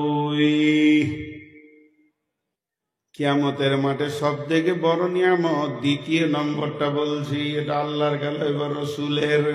ইন্না আ'তাইনাকাল কাউসার, ইন্না আ'তাইনাকাল কাউসার। হাজে কাউসারের পানি বিশ্ব নবীর দায়িত্বে দেওয়া হবে। এটা কে দিয়েছেন? না আল্লাহ দিয়েছেন। অনেকে বলে হাজে কাউসারের পানির মালিক হচ্ছেন নবীজি, না, এর মালিক হচ্ছেন আল্লাহ। আল্লাহ নিজেই বলছেন আমি আমার নবীকে আতা করেছি। আতা করা মানে দিয়ে দেওয়া, হাদিয়া করা, তোহফা করা। তাহলে মালিক অন্যজন, তোহফায় পেয়েছে আর একজন। এই পানিটা থাকবে কোথায়? না হাসরের ময়দানে। এই পানিটাকে চারিদিকে সিকিউরিটি দিয়ে ঘেরা থাকবে। এই পানিটা হবে অতি সাদা স্বচ্ছ মধুর পানি হবে। এই পানিটা যে 1 পেয়ালা পান করবে তাকে আর হাসরের মাঠে কোনো কষ্ট লাগবে না, তার দিনগুলি আরামসে পেরিয়ে যাবে। তাকে আর পিয়াস লাগবে না, তার বুক ফাটবে না। এই পানিটা পান করতে গেলে কোথায় যেতে হবে? প্রথমেই বিশ্ব নবীর কাছে যেতে হবে। নবীজি হাজে কাউসারের পানি পান করাবেন। কেমন করে পানি পান করাবেন? গোটা হাউসটা সিকিউরিটি দিয়ে ঘেরা থাকবে। একদিকে কাউন্টিং চলবে, বিশ্ব বিশ্বনবী বলছেন একটা পেয়ালা নাই উম্মত রে, লাখো লাখো কোটি কোটি পেয়ালা সেখানে ভাসতে রয়েছে, সেগুলো আসমানের তারার মতো ঝুলঝুল করে দেখা দিবে। আর ওই পেয়ালা একটা উম্মতকে ধরিয়ে দেবেন আমার নবী। যে উম্মত পান করবে তাকে আর পিয়াস লাগবে না, যতক্ষণ না সে জান্নাতে যাবে তার খাওয়া পান করার প্রয়োজন হবে না। ওই পানিটার ভিতরে আল্লাহ এতটা রহমত লুকানো আছে আল্লাহ। ওরে আমার বন্ধু রে, কিন্তু পানিটা পাবে কে, পাবে না কে? যে চরিত্রের দিক থেকে ভাষাতে, ওঠাতে, চলাতে, ফেরাতে, লেনদেনে, খাওয়াতে, পান করাতে, পেশাবে, পায়খানায়, চেহারায়, চরিত্রে বিশ্ব নবীকে নকল করেছে, আইডিয়াল করেছে, আদর্শে মনে নিয়েছে, ওই লোক ওই পানি পাবে। যার চুল, চেহারা, চরিত্র, ভাষায় রসুলকে পাওয়া যাবে না, ওই লোক কোনদিন হাওজে কাউসারের পানি পাবে না।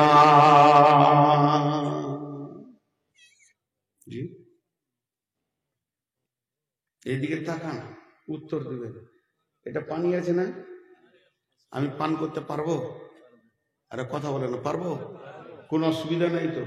এই বোতলের পানি খুব সুন্দর পানি, এই পানিটাকে পান করতে পারবো? পারবো? বলছে পারবো। আরে মুখটা খুলেই দিলাম, বলেন এই পানিটা পান করা যাবে কি যাবে না? কোনো অসুবিধা নেই, পানিটা পান করা যাবে? এখনো বলছে যাবে। এই হাতে ছিল তখন যাবে, এই হাতে এসেছে আর যাবে না। রসুলকে এইখানে খুঁজে বের করে নিতে হবে। এটা আছে, এই যে খেলা, কোনো অসুবিধা নেই, কিন্তু এর যাবে? এইটাই যদি খেয়াল না রাখি তো কিয়ামতের মাঠে পানি পাবো কি করে? আমার রসুল বাম হাতে পান করেনি, কোন মুসলমান বাম হাতে পানি পান করতে পারে না। এই আইডিয়ালটা নিতে হবে। এক গ্লাস পানিতে কটা সুন্নত আছে? 6টা। দেখে খাও, বসে খাও, বিসমিল্লাহ বলে খাও, আলহামদুলিল্লাহ বলে শেষ করো, 3 শ্বাসে খাও, ডান হাতে খাও। কয়টা হলো? ডান হাতে খাও 1, বসে খাও 2, দেখে খাও, নবীজি দেখতেন আগে 3, বিসমিল্লাহ বলে শুরু করো 4, আলহামদুলিল্লাহ বলে শেষ করো 5, 3 শ্বাসে খাও 6। তাহলে 1 গ্লাস পানিতে আমি বিশ্ব নবীকে 6 বার পাবো, তবে কেন কিয়ামতের মাঠে তাকে পাবো না? জি, আল্লাহ রসুল চুল রেখেছেন, লিম্মা রাখো, জুম্মা রাখো, রাখো আফরা চুল, এই মতো চুল রাখা সুন্নতে রসুল। একবার এটা সব দিকটা সমান, কোনো জায়গায় ছোট, কোনো জায়গায় বড় চলবে না। আর না হয় পর্যন্ত রাখো, লতি পর্যন্ত, না হয় ঘাড় পর্যন্ত রাখো। আল্লাহর নবী যে সুন্নত গুলো দেখিয়েছেন, তারপরে আমাদের কোনো আর অন্য আদর্শ আইডিয়াল চলবে না। চলবে? এবার বলেন, যুবকদের মাথাগুলো দেখেন, হ্যাঁ না, ওটা তো ভুল বলছেন। আমি অন্য জিনিস বলি। চারিদিকটা নাড়া করে মাথার এখানে রেখেছে, তেমন জুতো মোছা বিরাজ। ওদের ওই চুল দেখলেই আমার তখন জুতোটা সাফ করতে মন যায়, একটু ঘষে নিয়ে। হ্যাঁ, যুবকদের কথা কিছু শুনো দিয়া মন, বর্তমানে যুবক ছেলে বলি তা কেমন? চারিদিকে ছোট চুল, মাথার মাঝে বড়া, পেছন হতে দেখলে পরে লাগবে একটি ভেড়া। মেয়ে মানুষ হবার মনে সাধ হলো যার, মাঝে চুলে রেখে একটি হলো জানোয়ার। হায় রে খোদা, এমন গাধা যুবক ছেলে আজ, সত্য কথা বলবো তবু নাই কো এদের লাজ। এরাই বলে আমরা যুবক আফসোসেতে মরি, ধিক শত দিক নাও গো তোমরা, নাও গো গলায় দড়ি। সন্ধ্যা বলে ডিউটি করে পুকুর রাস্তার ধারে, কুকুর যেমন রাস্তাঘাটে হারে তল্লাশ করে। আর বাকিটা বলবো না, নোংরা আছে। অতএব বন্ধুরে, তুমি ওই চুলটা কার সুন্নতে রেখেছো একবার বলো। ওটা একটা ইহুদি খেলার প্লেয়ারের সুন্নত। আজকে যে ইহুদিরা মুসলমানদেরকে মেরে শেষ করে দিচ্ছে, সেই ইহুদি ক্রিকেটের প্লেয়ার পরে সুন্নত তুমি রেখেছ। বলো, তার হাতে যদি হাজে কাউসার থাকে তাহলে তুমি পাবে। আর যদি নবী মুহাম্মদ সাল্লাল্লাহু আলাইহি সাল্লামের কাছে থাকে, তোমার ওই হেপি চুল রসুলের দিলকে ঠান্ডা করবে না। অতএব বিশ্বনবী জীবনে কাউকে ধুমকে কথা বলেননি। তবে মুসলিম শরীফে হাদিসটা 3 বার এসেছে। আল্লাহর নবী ওই দিন এত রেগে যাবেন, এমন করে রেগে বলবেন, সোহকান সোহকান লিমান খাইয়েরা মিন দিনি, সোহকান সোহকান লিমান বাদ্দালা মিন দিনি। দূর হয়ে যা, সামনে থেকে সরে যা, তোর সাথে আমার কোনো সম্পর্ক নাই। আমি যে তোর নবী এ কথা তুই বডি নিয়ে দেখাতে পারবি না। জি, খোরাইম একটা যুবকের নাম, খোরাইম। খোরাইম যুবকটার নাম খোরাইম। ও হেপি চুল রেখেছে, লম্বা লম্বা চুল, আর টাকনোর নিচে কাপড় সে ছেড়ে বেড়াইছে। আর মসজিদে নববীতে রাসূলুল্লাহ সাল্লাল্লাহু আলাইহি সাল্লাম খোরাইমের ব্যাপারে আলোচনা করছে। চিন্তা করেন, আল্লাহ রসুলের মুখ দিয়ে বের হয়েছে খোরাইমের কথা। কি বলছেন? নেমার রাজুল খোরাইমান, রে আমার সাহাবীরা শোনো, এই মদিনাতে যত যুবক আছে, আমি নবী মুহাম্মদের দৃষ্টিতে খোরাইমের মতো ভালো ছেলে নাই। যতগুলো ভালো যুবক আছে, যতগুলো সুন্দর আখলাকলা আছে, তার ভিতরে খোরাইম হলো একটা ভালো মানুষ এবং ভালো যুবক। খালি ওর 2টি বদগুণ রয়েছে। একটা হচ্ছে হেপি চুল রেখে দিয়েছে আর টাকনুর নিচে কাপড় পরছে। যদি এই দুটো ছেড়ে দিত তাহলে ওর মতো সুন্দর ছেলে আর কেউ নাই। একজন সাহাবী বলছে, খোরাইম শোন শোন, আজকে ফজরের নামাজের পর বিশ্বনবী তোর কথা আলোচনা করছিল, ওর কলিজাটা বড় হয়ে গেল। আমার নাম নবীজির মুখে বের হয়েছে। বলে কি বলেছে শোন। বিশ্বনবী বলেছে যে মদিনার বুকে সব থেকে ভদ্র ভালো ছেলে হলো খোরাইম, কিন্তু ওর 2টি বদগুণ আছে। যখন বলেছে ভালো ছেলে খোরাইম, খোরাইম তখন হেসে বুককে আনন্দে উৎফুল্ল হয়ে গেছে। এবার বলছে শোন, তারপরের কথাটা বিশ্বনবী আফসোস করে বলেছে 2টি বদগুণ আছে, যদি ছেড়ে দিত তাহলে ও সব থেকে দামি মানুষ হয়ে যেত। খোরাইম তখন লজ্জায় মাথাটা নামো করে নিলেন যে বিশ্বনবী মেনে নিতে পারেনি আমার কাজ। তখন বলছে কি বলেছে? বলে 1 নম্বর হলো তোর লম্বা চুলটা রসুল মেনে নিতে পারেনি, 2 নম্বর টাকনুর নিচে কাপড় ভরেছিস। খোরাইম তখনই বাড়ি চলে গেল। দর্জির কাছে গেল না, টেলার্সে গেল না, সোজা বাড়ি চলে গেল। নাপিতের কাছে গেল না, চুল কাটার জন্য লাইয়ার কাছে গেল না। বাড়িতে যাওয়ার পর একটা ছুরিকে কাঁচিকে নিজের হাতে নিজে নিল, আর এমনি করে চুলটাকে ধরে বলছে, ওরে চুল রে, তোর জন্য আমার নবী রেগে গেছে, তোর জন্য আমার রসুলের মন খারাপ হয়ে গেছে। নিজের হাতে নিজের চুলকে কেটে ফেলে দিল। আমি চুলের দরকার নাই, আমার রসুল আমার উপরে রাজি হয়ে যাক। পায়জামাটা এমনি করে ধরে দর্জিকে বলছে না যে মাফ করে কেটে দে, একদম টাকনোর ওপরে সোজা করে কাঁচি চালিয়ে দিয়ে বলছে, তোর কাপড়কে বেঁচে শেষ করে দিয়ে কাপড়ের গোষ্ঠী রাখবো না, আমার নবী নারাজ হয়ে গেছে। অতএব সেই খোরাইম কেমন ছিল? রসুলের দিলকে আপন করে নিয়েছে। যেদিন কিয়ামত হবে, আমার নবী খোরাইমকে ডেকে বলবে, আয় পানি খেয়ে যা, আমি নবী মুহাম্মদ তোর জন্য দাঁড়িয়ে আছি রে। আল্লাহর নবীকে আম্মা জানা এসা বলেছিলেন, ও বিশ্ব নবী গো, কঠিন কিয়ামতের দিনে আপনার উম্মতকে আপনি কেমন করে চিনবেন? আপনার নবী বলেছিলেন, রে আয়েশা, একদল ঘোড়ার মধ্যে কারো চেহারা যদি প্রজ্বলিত হয়ে যায় তাকে কি চিনা যাবে না? বলে হ্যাঁ চিনা যাবে। তো সঙ্গে সঙ্গে নবীজি বললেন, আমি নূরের তাজাল্লি দেখে আমার উম্মতকে কাছে টেনে নিব রে। অতএব কিয়ামতের মাঠে হে রাসূলের উম্মত কোনো চিন্তা নাই, আজকে রাত্রিতে তওবা করে নি, কালকে সকালে নাপিতের কাছে গিয়ে চুলগুলি কেটে নিব, সমস্ত সমান থাকবে। এটাই করা, এটাই দিন মেনে নিয়েছে, ইসলাম মেনে নিয়েছে। অতএব যুবকের দল, কঠিন কিয়ামতের দিনে যদি নবীজির হাতে পানি পান করতে হয়, তাহলে আপনার আমার আদর্শের চেহারাটাকে রসুলের মন মতো বানাতে হবে।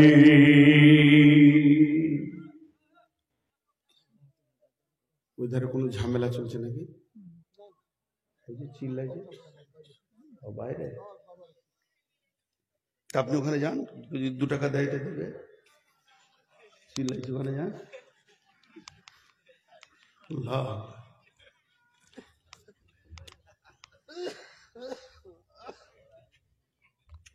বকে মরছি আমি, কেসে মরছে ও। হুজুর আর কতক্ষণ? রুগী তো মাত্র 1 ঘন্টা, আমি 12টা ঘন্টা চালাইছি, 12 সাড়ে 12, 42 ঘন্টা। বেশ, তাহলে কয়টা নিয়ামত পেলাম? 2টা। একটা কি? আল্লাহর নূর, ওইটা তো ইমানের কথা চলছে, কি ইমানের বাইরে চলছে নাকি? ইলামিতে এক পাগলা আছে আমার বিয়াই গায়ে, গোটা রাত জলসা হয়ে যাবে, শেষকালে ও ধুলা ঝেড়ে উঠে বলবে সালাম মৌলবি ফুলকলি গানটা বললে না, ওইটা শোনার লেগেও রাত ভোর বসে থাকে। এগুলো তো ইমানেরই কথা হচ্ছে সবই। জি, তাহলে 2টা হলো। নাম্বার 3, কে রোজা রাখবো না? হাত তুলি। রোজা রাখবো তো ইনশাআল্লাহ? হাত তোলেন, হাত তুলে থাকেন, আমি দোয়া দিই, আল্লাহ তুমি আমাদেরকে রোজা রাখার তৌফিক দাও। আল্লাহ। বিশ্বনবী 6 মাস আগে থেকে রোজার প্রস্তুতি নিতেন। ইসলামের সওদা নিয়ে আসছে ধরায় রমজান, ভোরের আগে নিয়ত বন্ধ ভুল করো না মুসলমান।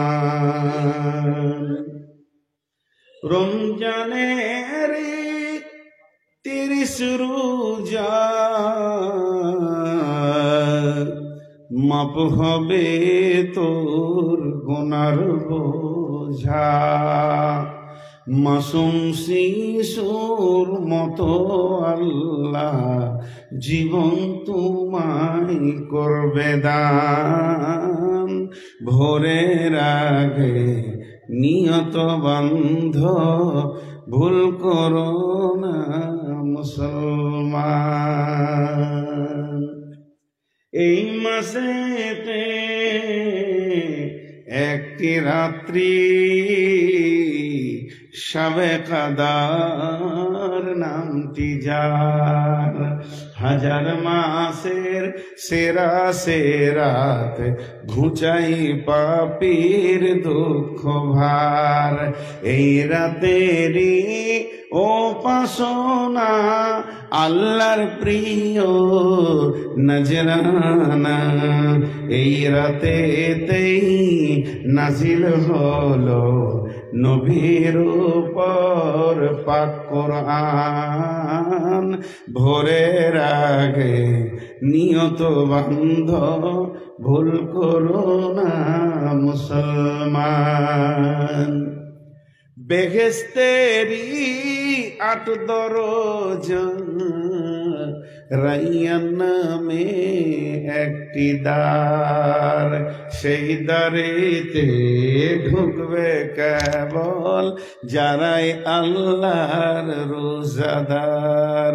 রোজাদারের মুখের ঘ্যান মৃগ নাভির খুশবু সুমান, তাই তো এদের এত আদর করেন আল্লাহ রহমান। ভোরের আগে নিয়ত বন্ধ ভুল করো না মুসলমান। এবার বুঝতে পারবেন কিয়ামতে কি লাভ। রোজাদারের 2টি খুশি, রোজাদারের 2টি খুশি, একটি খুশি ইফতারে, অপরটি হয় আল্লাহর দিদার রোজ হাসরে অন্তরে। বলেন, রোজাদারের 2টি খুশি, একটি খুশি ইফতারে, অপরটি হয় আল্লাহর দিদার। বলেন, অপরটি হয় আল্লাহর দিদার, রোজ হাসরে প্রান্তরে। কিয়ামতের মাঠে সব থেকে বড় নিয়ামত হলো আল্লাহ তাবারাক ওয়া তাআলা নিজে আসবেন রোজাদারদের মোলাকাত করতে। কিয়ামতের মাঠে বলবে, ও রোজাদার, তোমরা যারা রোজা রেখেছো আমার জন্যই রেখেছো, এই রোজার বদলাটা হলাম আমি আল্লাহ তোমাদের জন্যে। এখন আমি আল্লাহ তোমাদের সঙ্গী হয়ে গেলাম। এবার বলেন, ওই লোকটার আর হিসাব আর পুলসেরাত নিয়ে কোনো টেনশন আছে কি? আল্লাহ যদি সঙ্গী হয়ে যায় তার তো আর কোনো টেনশন থাকবে না। তাহলে রোজা এমন একটি ইবাদত, যে হতভাগা সে রোজা রাখে না, যে হতভাগা, যে বদনসিব সে রোজা রাখে না, সেই কিয়ামতের দিনে কাঁদবে। কিয়ামতের 3 নম্বর সব থেকে বড় নিয়ামত হলো স্বয়ং আল্লাহর সঙ্গে বান্দার মোলাকাত হবে। বুঝাতে পারলাম? তাহলে কয়টা নিয়ামত হলো? জি, 3টে হলো। 1 নম্বর কি? আল্লাহর দেওয়া নূরের জ্যোতি তাজাল্লি। 2 নম্বর কি? হাজে কাউসারের পানি। 3 নম্বর কি? আল্লাহর মোলাকাত। রোজাদার আল্লাহর মোলাকাত করবে। সবাই রোজা রাখবো ইনশাআল্লাহ। আল্লাহর মোলাকাতও হবে ইনশাআল্লাহ। আমার আল্লাহ মোলাকাত করবেন আমাদের সঙ্গে। রবকে যখন দেখবে মানুষের দিল কত খুশি হবে। 4 নম্বরটা শোনেন। ওয়ান আবি হুরায়রা রাদিয়াল্লাহু তাআলা আনহু قال قال رسول الله صلى الله عليه وسلم। হযরত আবু হুরায়রা বলেন, আল্লাহর রাসূল বলেছেন, সাবাতুন ইযিল্লুহুমুল্লাহু ফি দিল্লিহি ইয়াউমুল লা দিল্লা ইল্লা দিল্লুহু। এমন একটা দিন অচিরেই আমাদের কাছে আসছে, যেদিন কোনো ছায়া থাকবে না, গাছপালা থাকবে না, সামান্য ক্ষুদ্রতম একটা ঘাসও থাকবে না, কোনো গাছ বাড়ি অট্টালিকা থাকবে না, মাথার উপরে আল্লাহর দেওয়া কুদরতি সূর্য থাকবে। সেটা কেমন ভাবে থাকবে আমার রবই জানেন। তার কোনো আলো থাকবে না। আল্লাহ সবকিছু কন্ডিশন তৈরি করে নেবেন। এই রকম কঠিন দিনে সাবাতুন ইযিল্লুহুমুল্লাহু ফি দিল্লিহি, আল্লাহর একটা ছায়া থাকবে।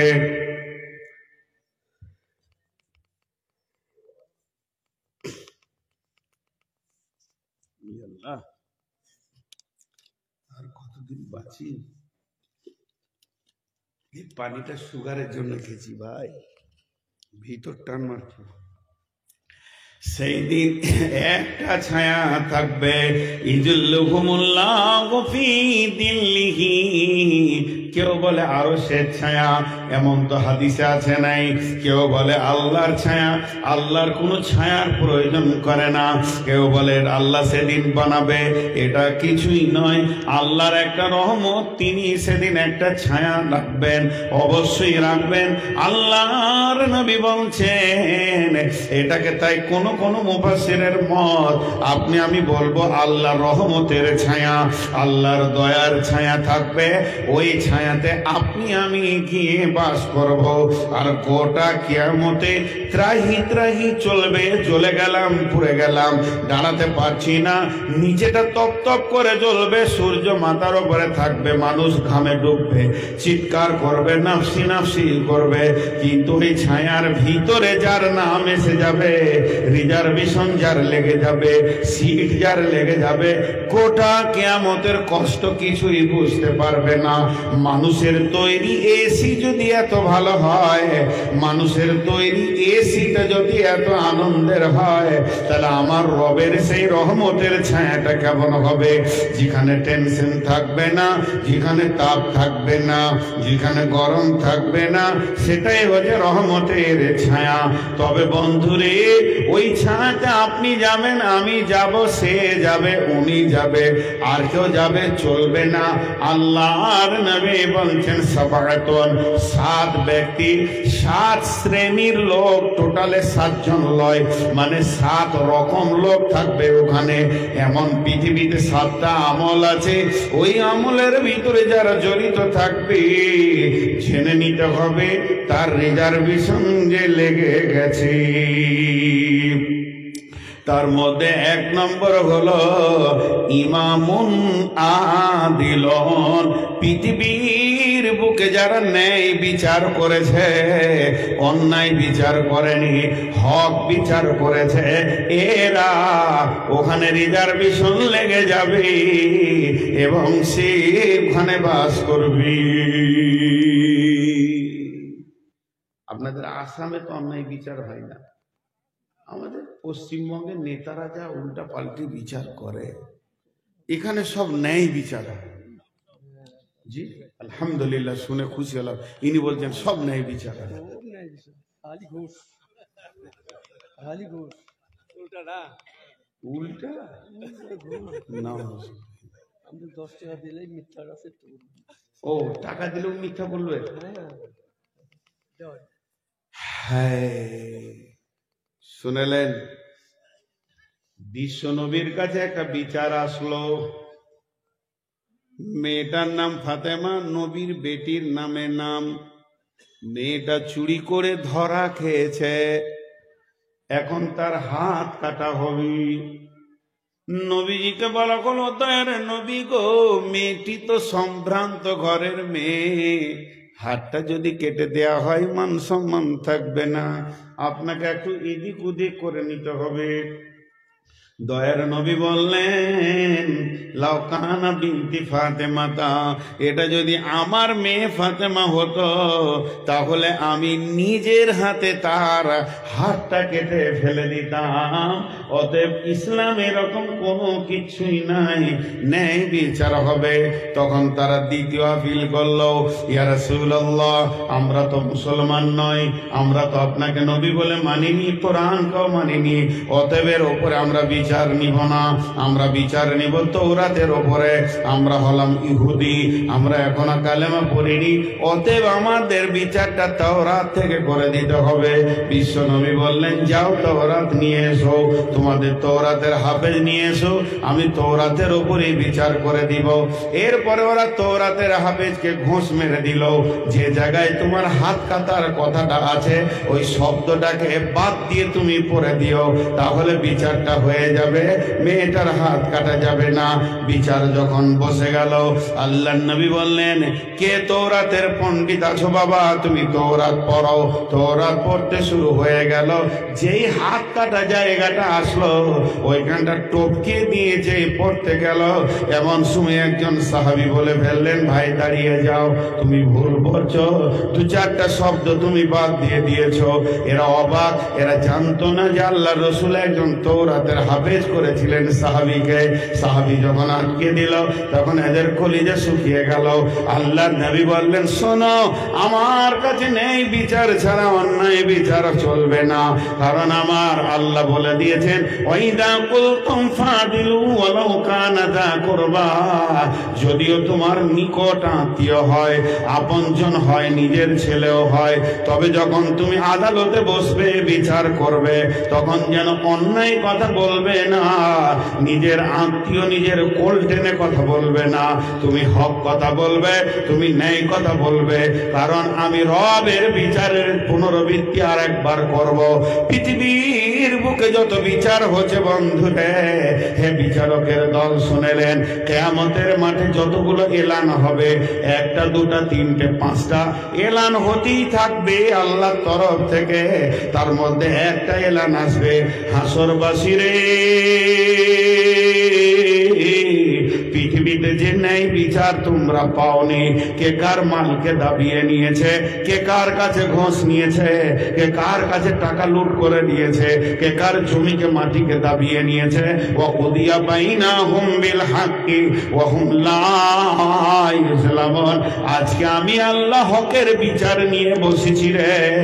এসো তোমাদের সেই দিনগুলোর মালগুলো আজকে আমি পাইয়ে দেব। তখন দুর্বল গিয়ে বলবে মাবুদ, সবলের কাছে আমি পাইনি। ওর ছেলে ছিল, বেটা ছিল, লাঠি ছিল, ভয় দেখিয়ে রেখেছিল, পাখির গরম ছিল, বোম ছিল, টাকা ছিল, পয়সা ছিল, আমি অনেক দুর্বল ছিলাম, আমাকে কষ্ট দিয়েছে। ওয়াকুদিয়া বাইনাহুম বিল হাক্কি ওয়া হুম লা ইউযলামুন। পৃথিবীর বিচারটা শেষ বিচার নয়, যদি না হক বিচার করা হয় আর একবার কঠিন কিয়ামতের মাঠে বিচার ঘটবে রে। এর জন্য বন্ধু আমার, আল্লাহ কোরআনে বলেছেন, যখন তুমি কোনো বিচারে বসবে তুমি ন্যায় বিচার করিও, কারণ তোমার জিভটাকে আমি রেখেছি 32টা সৈন্যের মাঝে, আর 6টা সিআইডি রয়েছে তোমার জিভের কাছে। মাথাটা তোমার আদালত, এখান থেকে ন্যায় কথা নিয়ে তুমি ন্যায় বিচার করবে। আর আল্লাহর নবী বলছেন, ওইখানে যে আরশের ছায়া রয়েছে, রহমতের ছায়াতে তোমার রিজার্ভেশন লেগে যাবে, তোমার নামটা চলে আসবে, তোমার সিট খালি থাকবে। কখন? যখন তুমি পৃথিবীর বুকে ন্যায় বিচার করবে, और তোমার ইমামুন আদিলুন, ন্যায় বিচার করনে वाला ওইখানে জায়গা পাবি। যে ন্যায় বিচার নাই নাই। আল্লাহ রসুল বলেছেন, দুটো জিনিসে আমি আফসোস করছি, আমার উম্মতরা দেখতে পাবে। সাহাবীরা প্রশ্ন করলেন, ইয়া রাসূলুল্লাহ, উম্মত দেখতে পাবে, আপনি পাবেন না, এর জন্য আফসোস? বলে না, আমার উম্মত দেখতে পাবে, এই জন্যই আফসোস। বলে কি? এক নম্বর হচ্ছে, তারা সরাসরি আমার কথাকে নিতে কম পারবে, যখন বিজ্ঞান বলবে তখন আমার কথাকে বিশ্বাস করবে।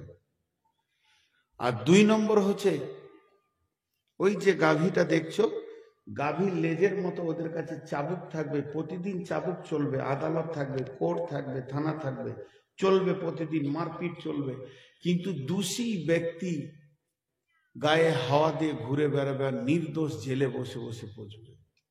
চলছে কি চলছে না?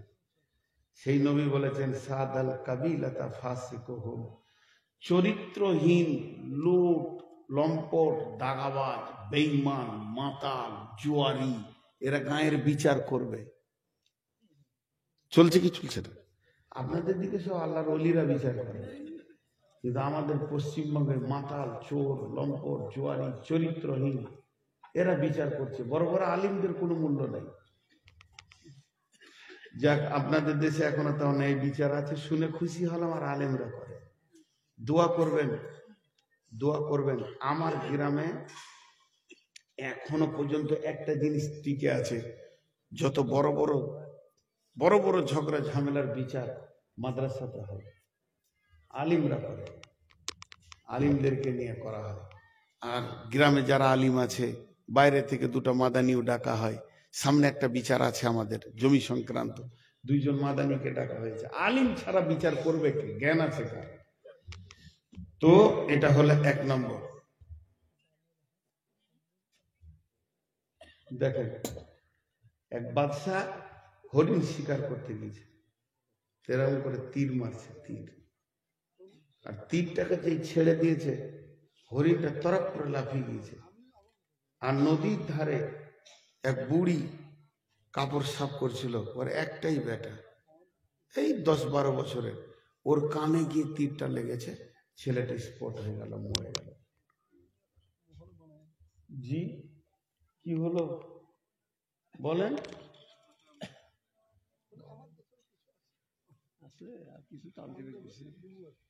আচ্ছা, বিয়ে দিয়ে ছেলেকে শ্বশুর ঘরে যেতে বলতে হয়, তাহলে ওর বিয়ে না দিয়ে ভালো। যে ছেলেকে বলতে হয় বাপ বউয়ের কাছে যা, ওকে না বিয়ে দেয় ভালো। আমাকে মাইক দেওয়ার পর আবার আমাকে আবার জ্ঞান দিতে হবে। ওকে এখান থেকে সরান তাড়াতাড়ি, ওর কপাল খারাপ আছে না। ছি ছি ছি, আমার নাম নবাব, কিছুরই নেই অভাব, ভিক্ষা করার স্বভাব, বছরে সারা বছর এই করেই বেড়ায়। আপনাদের বিরক্ত লাগছে নাকি? এখানে কোনো কথা বলিয়েন না, আমাকে বলতে দেন। কতক্ষণ চালাবো বলেন? আর 10 মিনিট?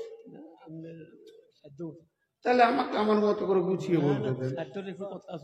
হ্যাঁ, আপনি একটা কাজ করেন, ওই হাজি সাহেব, ওই দুটো গেট আছে, এই গেট আর ওই গেট, দুটো সিআইডি রাখেন ওখানে।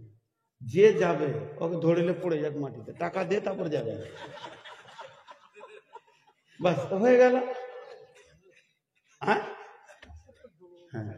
তো ভাই উঠিয়েন না, আমি আর বেশি টাইম নিব না, খুব শর্টে শর্টে ছাড়ছি। এবার এই কথাটা শুনেন। তো বাদশাহ নিজে গেছে জোয়ান ছেলে শিকার করতে, তো হরিণটাকে এইভাবে নিশান করেছে, আর যেই তীরটা ছেড়ে দিয়েছে হরিণটা লাফিয়ে গিয়েছে, আর তীরটা সোজা গিয়ে ছেলেটার মাথায় লেগেছে, স্পটে মারা গেল। বাদশাহ মেরে দিল, সাধারণ মানুষ নয়। বুড়ি বিধবা ছেলে কোলে করে নিয়ে কাজীর সামনে হাজির হয়ে গেল। হুজুর, আমার ছেলেকে বাদশাহ নিজেই মার্ডার করেছে, এই লাগলো লাশ, আমার স্বামী নাই, আমি ছেলেটির মুখ পানে তাকিয়ে জীবন করছিলাম, কিন্তু আজকে আমার ছেলে চলে গেল, পৃথিবী যেন আঁধার হয়ে গেল, এখন আপনি আমার বিচার করেন।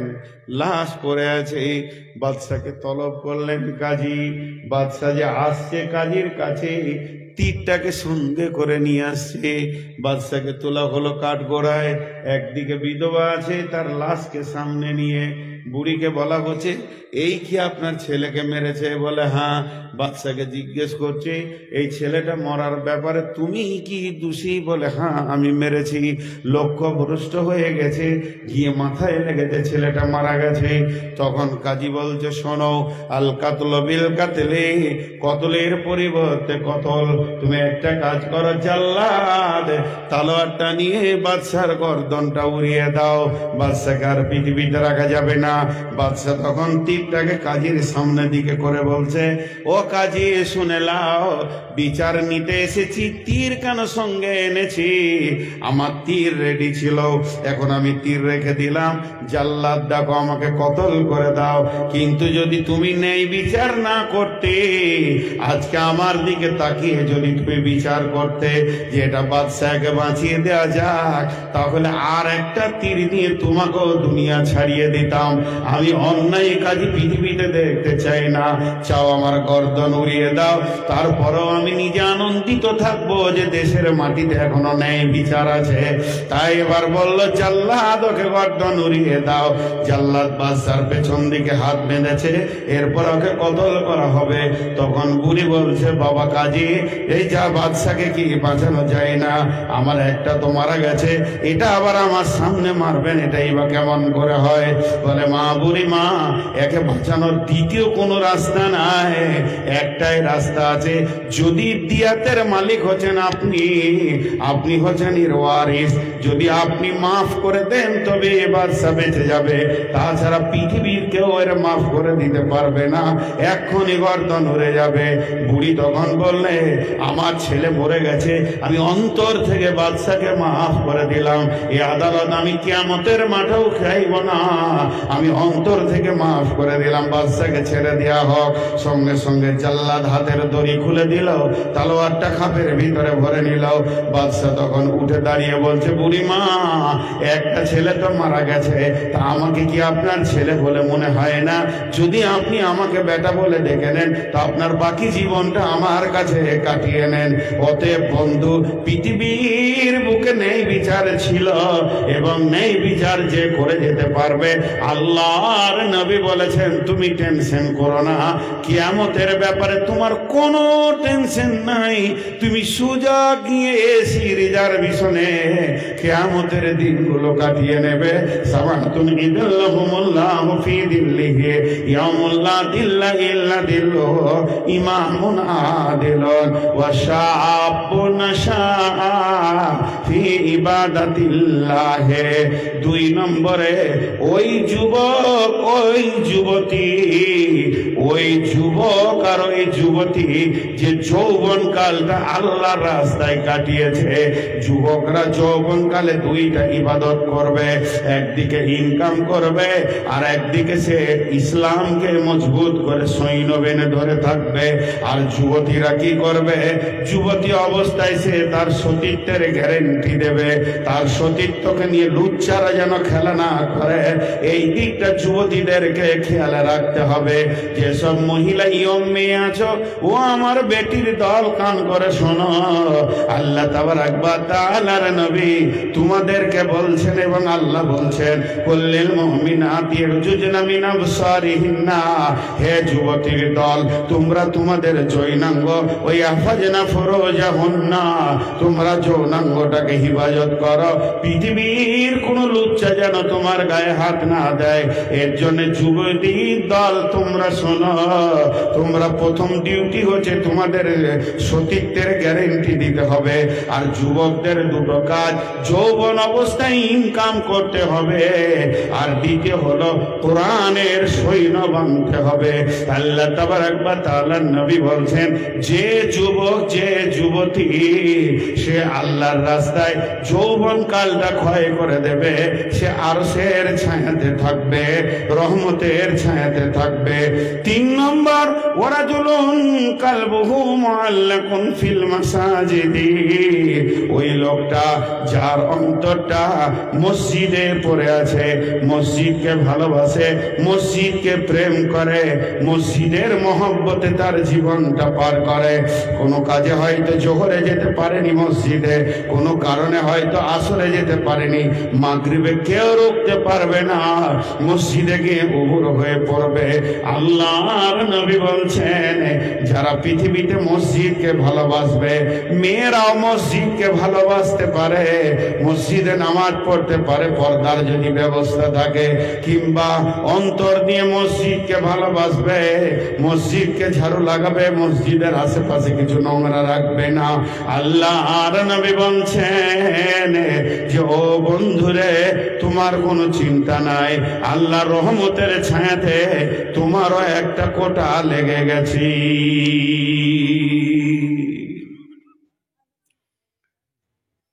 তাহলে 1 নম্বর ন্যায় বিচারক, 2 নম্বর ওই যুবক যে যৌবন কালটা আল্লাহর রাস্তায় কাটিয়েছে, 3 নম্বর ওই লোক যে মসজিদকে অন্তর থেকে ভালোবেসেছে, মসজিদের প্রেম তার দিলে থাকবে। মসজিদে গিয়ে আমরা যদি নোংরা দেখতে পাই তো মজ্জেনকে, ঝাড়ুদারকে, ইমামকে ডাকি, তাই না ভাই? কিন্তু আসলে না, আমি নিজে ঝাড়ু দেব, আল্লাহর ঘর, আল্লাহর ঘর, আমার হাতটা কেন ঝাড়ু ধরবে না? আমি সাফ করব, আমি বসবো। জি, অতএব মসজিদকে অন্তর থেকে ভালোবাসতে হবে। আমরা হুকুম করতে পারি, নিজে করি না। জি, আমরা এই গ্রামে 200 ঘর, 200টা মানুষের 200টা ঘর, তাই না ভাই? 200টা মানুষের কয়টা ঘর? 200টা ঘর। আর মসজিদ হচ্ছে 200টা মানুষের একটা ঘর। তাহলে কত পবিত্র থাকবে সে? 200 জন যদি ঝাড়ু মারে তো মসজিদে নোংরা থাকতে পারে, মসজিদে ঝুল ঝাপ্পার থাকতে পারে, কিন্তু মসজিদের প্রতি আমাদের প্রেম নাই, মহব্বত নাই, ভালোবাসা নাই। বিশ্বনবীর জামানায় একটা মেয়ে মসজিদকে পরিষ্কার করে দিত, আল্লাহ রসুলকে খবর দেওয়া হয়নি, মেয়েটা মারা গেছে, জানাজা হয়ে গেছে, দাফন হয়ে গেছে। বিশ্বনবী বলছে, সেই মেয়েটা কেন আর আসে না? বলে, সে তো মারা গেছে। আল্লাহ রসুল বললেন, তার কবরের কাছে আমার নিয়ে চলো, আমি আল্লাহর কাছে মাগফিরাতের দোয়া চাই। তাহলে মসজিদ কত দামি জিনিস, কিন্তু মসজিদকে আমরা সেই নজরে দেখি না। নাম্বার 3, ওয়ারাজুলানে তাহাব্বা ফিল্লাহি ইজতামা আলাইহি ওয়া তাফাররাকা আলাইহি, ওই 2 লোক রহমতের ছায়াতে থাকবে। এটা 4 নম্বর। সেই 2টি লোককে, তারা হলো ওরাজুলানে তাহাব্বা ফিল্লাহে আমি এই লোকটাকে ভালোবাসি, ইনার জন্যে নয় আল্লাহর জন্যে ভালোবাসি। উনি আমাকে ভালোবাসেন, সেটা আল্লাহর জন্যে হতে হবে। ওই দুই লোক যারা আপসের মধ্যে ইজতামা আলাইহি, আল্লাহর জন্যে ভালোবাসা করে এক জায়গায় হয়, ওয়া তাফাররাকা আলাইহি, এই লোকের সঙ্গে আমি আর মিশছি না, উনিও মিশছেন না। কারণ শরীয়তের বাইরে যখন চলাচলি শুরু হয়ে গেল, উনি আমাকে দেখছেন নূর মোহাম্মদ আল্লাহ মানে না, রসুল মানে না, হাদিস মানে না, আমার সঙ্গে সম্পর্ক কেটে দিল। আর আমিও দেখছি উনিও আল্লাহ মানেন না, রসুল মানে না, উনার প্রতি আমার ঘৃণা শুরু হয়ে গেল। তো আল্লাহর নবী বলছেন, যারা আল্লাহকে রাজি করার জন্য ভালোবাসা করে আর আল্লাহকে রাজি করার জন্য আপসে ছাড়াছাড়ি করে, তো আল্লাহর নবী বলছেন তোমাদের ওই রহমতের ছায়াতে নাম্বার লেগে গেছে, রিজার্ভেশন হয়ে গেছে। কোনো চিন্তা করিও না, কিয়ামত বলে তোমাদের জায়গা রহমতের ছায়াতে হবে। কয়টা হলো? 4। নাম্বার 5, ওরাজুলুন দাআতহু ইমরাতুন যাতু মানসুবিন জামালিন ফাকালা ইন্নী আখাফুল্লাহ। যুবক, তার যৌবনে শরীর টকবক টকবক করছে, আর একজন সুন্দরী নারী, এর যতগুলো যা দরকার ওর বডিতে সব রয়েছে। শুধু তাই নয়, ওর মালও রয়েছে বাড়িতে। এই মালওয়ালা মেয়েটি হাতছানি দিয়ে ডাকছে, এসো এসো আমার কাছে এসো। আর যুবককে উত্তর দিচ্ছে, আপারে বোন রে, ইন্নী আখাফুল্লাহ, আমাকে তোমাকে দরকার, তোমার কাছে যা আছে তা আমার দরকার, এ কথাটা বড় সত্য। তবে আমি তোমার কাছে যেতে পারছি না, সেটা একটাই কারণ, আমি আল্লাহকে ভয় করি। যে যুবক আল্লাহকে ভয় করি বলে যুবতীর কাছ থেকে সরে গেল, আর যে যুবতী মেয়ে আল্লাহকে ভয় করি বলে লুচ্চার কাছ থেকে সরে গেল, আল্লাহর নবী বলছেন, ও যুবক ও যুবতী, ওই রহমতের ছায়াতে তোমার নাম্বার লেগে গেছি।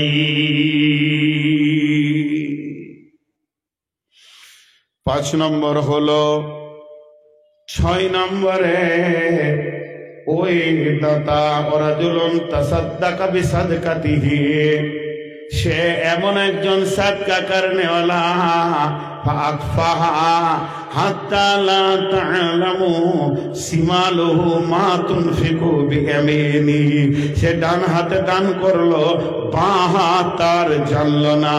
এত গোপনে সে দান করছে, নিজের নামকেও পর্যন্ত গোপন করে দিছে।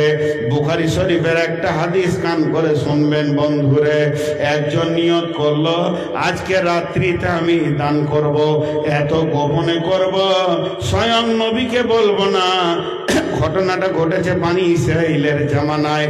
আল্লাহর নবী বর্ণনা করছেন সাহাবীদের সামনে যে ওই লোক, সে জানালো না নবী মুসাকে, কিছু মাল গোপনে নিয়ে যেয়ে দান করছে।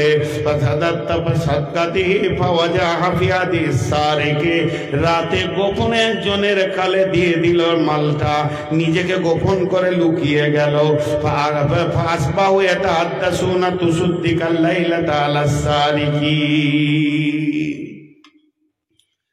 ও নিয়ত করেছে আজকে এত গোপনে দান করব, কাউকে জানাবো না, শুধু আল্লাহ জানবে।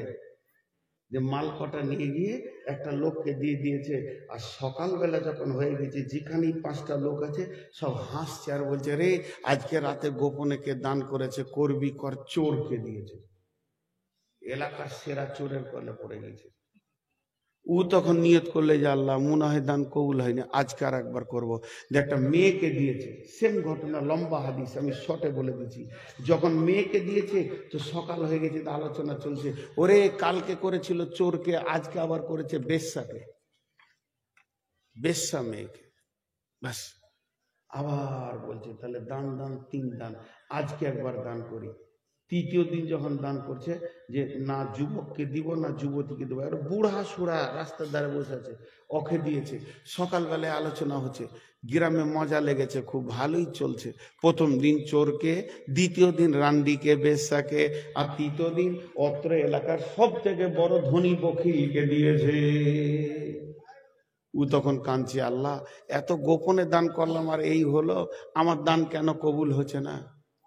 আল্লাহ তাকে বলছেন, গোলাম তোমার 3 দিনের দান আমি কবুল করেছি, 3 জনকে 3 জায়গায় দিয়ে আমি হেদায়েত দিয়েছি। চোর যখন ওই টাকাটা পেয়েছে আল্লাহর কাছে গভীর রাতে উঠে কাঁদছে আর বলছে, আল্লাহ আমি চুরি ছাড়া কোনোদিন রুজি রুটি দেখতে পাই না, আর আজকে আমাকে বিনা চুরিতে আমার ঘরে তুমি টাকা দাও, আজ থেকে তওবা করছি কোনো দিন আর চুরি করব না। বেশ্যা মেয়েটাও বলছে আর জীবনে নোংরা কাজ করব না। বকিল বলছে আর জীবনে আমি কোনোদিন মাল আটকাবো না, এ সাদকা দিব আর ও সাদকা দিয়ে দিব, জাকাত বের করে দিব। অতএব গোপন দানের অ্যাকশন হলো, একদিকে ইয়ার দান কবুল হবে, অন্যদিকে বেঈমানরা হেদায়েত পাবে। তো আল্লাহর নবী বলছেন আরশের ছায়াতে, রহমতের ছায়াতে কে থাকবে? ওই ব্যক্তি থাকবে রে যে ডান হাতে দান করেছে, বাঁ হাতে জানে না।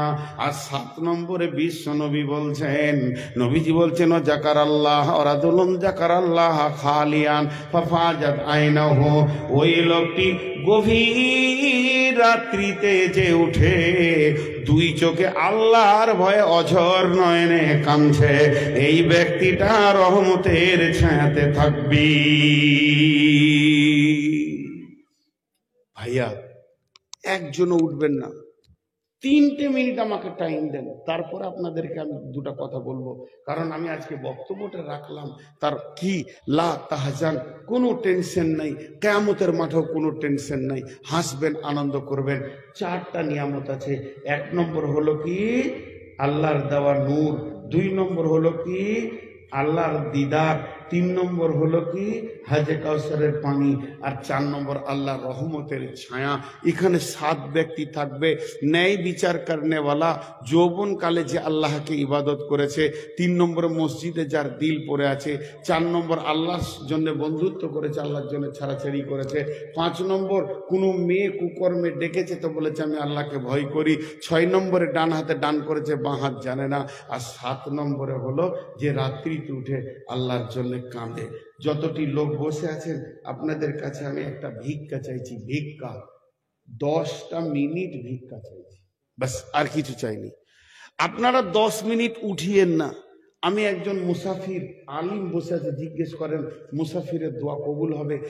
এতটা সময় দিয়ে দিলেন, আর 10 মিনিটের জন্য আপনার কিছু যায় আসে না, ক্ষতি হবে না। 10টা মিনিট যদি ধৈর্য ধরে বসেন তো এই যে আয়োজন, এই যে কষ্ট, এত প্যান্ডেল, এত ডেকোরেশন, এত কিছু যার জন্য করা হয়েছে, সেই মাদ্রাসার যদি 2টো টাকা আসে তো আল্লাহ খুশি হবেন। এই আল্লাহকে যদি খুশি করতে চান তো 10টা মিনিট কেউ উঠবেন না। আমি আপনাদের হাতগুলো ধরে ফকিরের মতো ভিক্ষা চাইছি, মাত্র 10টা মিনিট। 10টা মিনিট, 10 মিনিট কালেকশন করব। অনেক আবার বলে নূর মোহাম্মদ তোকে 1.5 ঘন্টা 2 ঘন্টা কালেকশন করতে হবে। এত জেনারেল কালেকশন আমি করি না, 10 মিনিটেই আমি শেষ করে দেবো ইনশাল্লাহ। কোনো আল্লাহর গোলাম আছেন 10,000 টাকা দেনেওয়ালা? আমার কথা বন্ধ থাকবে না, আপনাদের সঙ্গে আমি কথা বলবো। আল্লাহর গোলাম কেউ আছেন 10,000 20,000 দেনেওয়ালা? তবে 1,000 দিলে যে আমি নিব না তা না। ওই ক্যামেরাওয়ালারা ক্যামেরা ফটো, রহিজুল মাস্টার, আর বাকি কত? 5,000 বাকি তো বললো না কেন? 5,000 নগদ মাস্টার। আল্লাহর গোলাম কেউ আছেন? 5,000 দিয়েছেন মাস্টার সাহেব, রহিজুল মাস্টার এই গ্রামেরই। আর কেউ আছেন?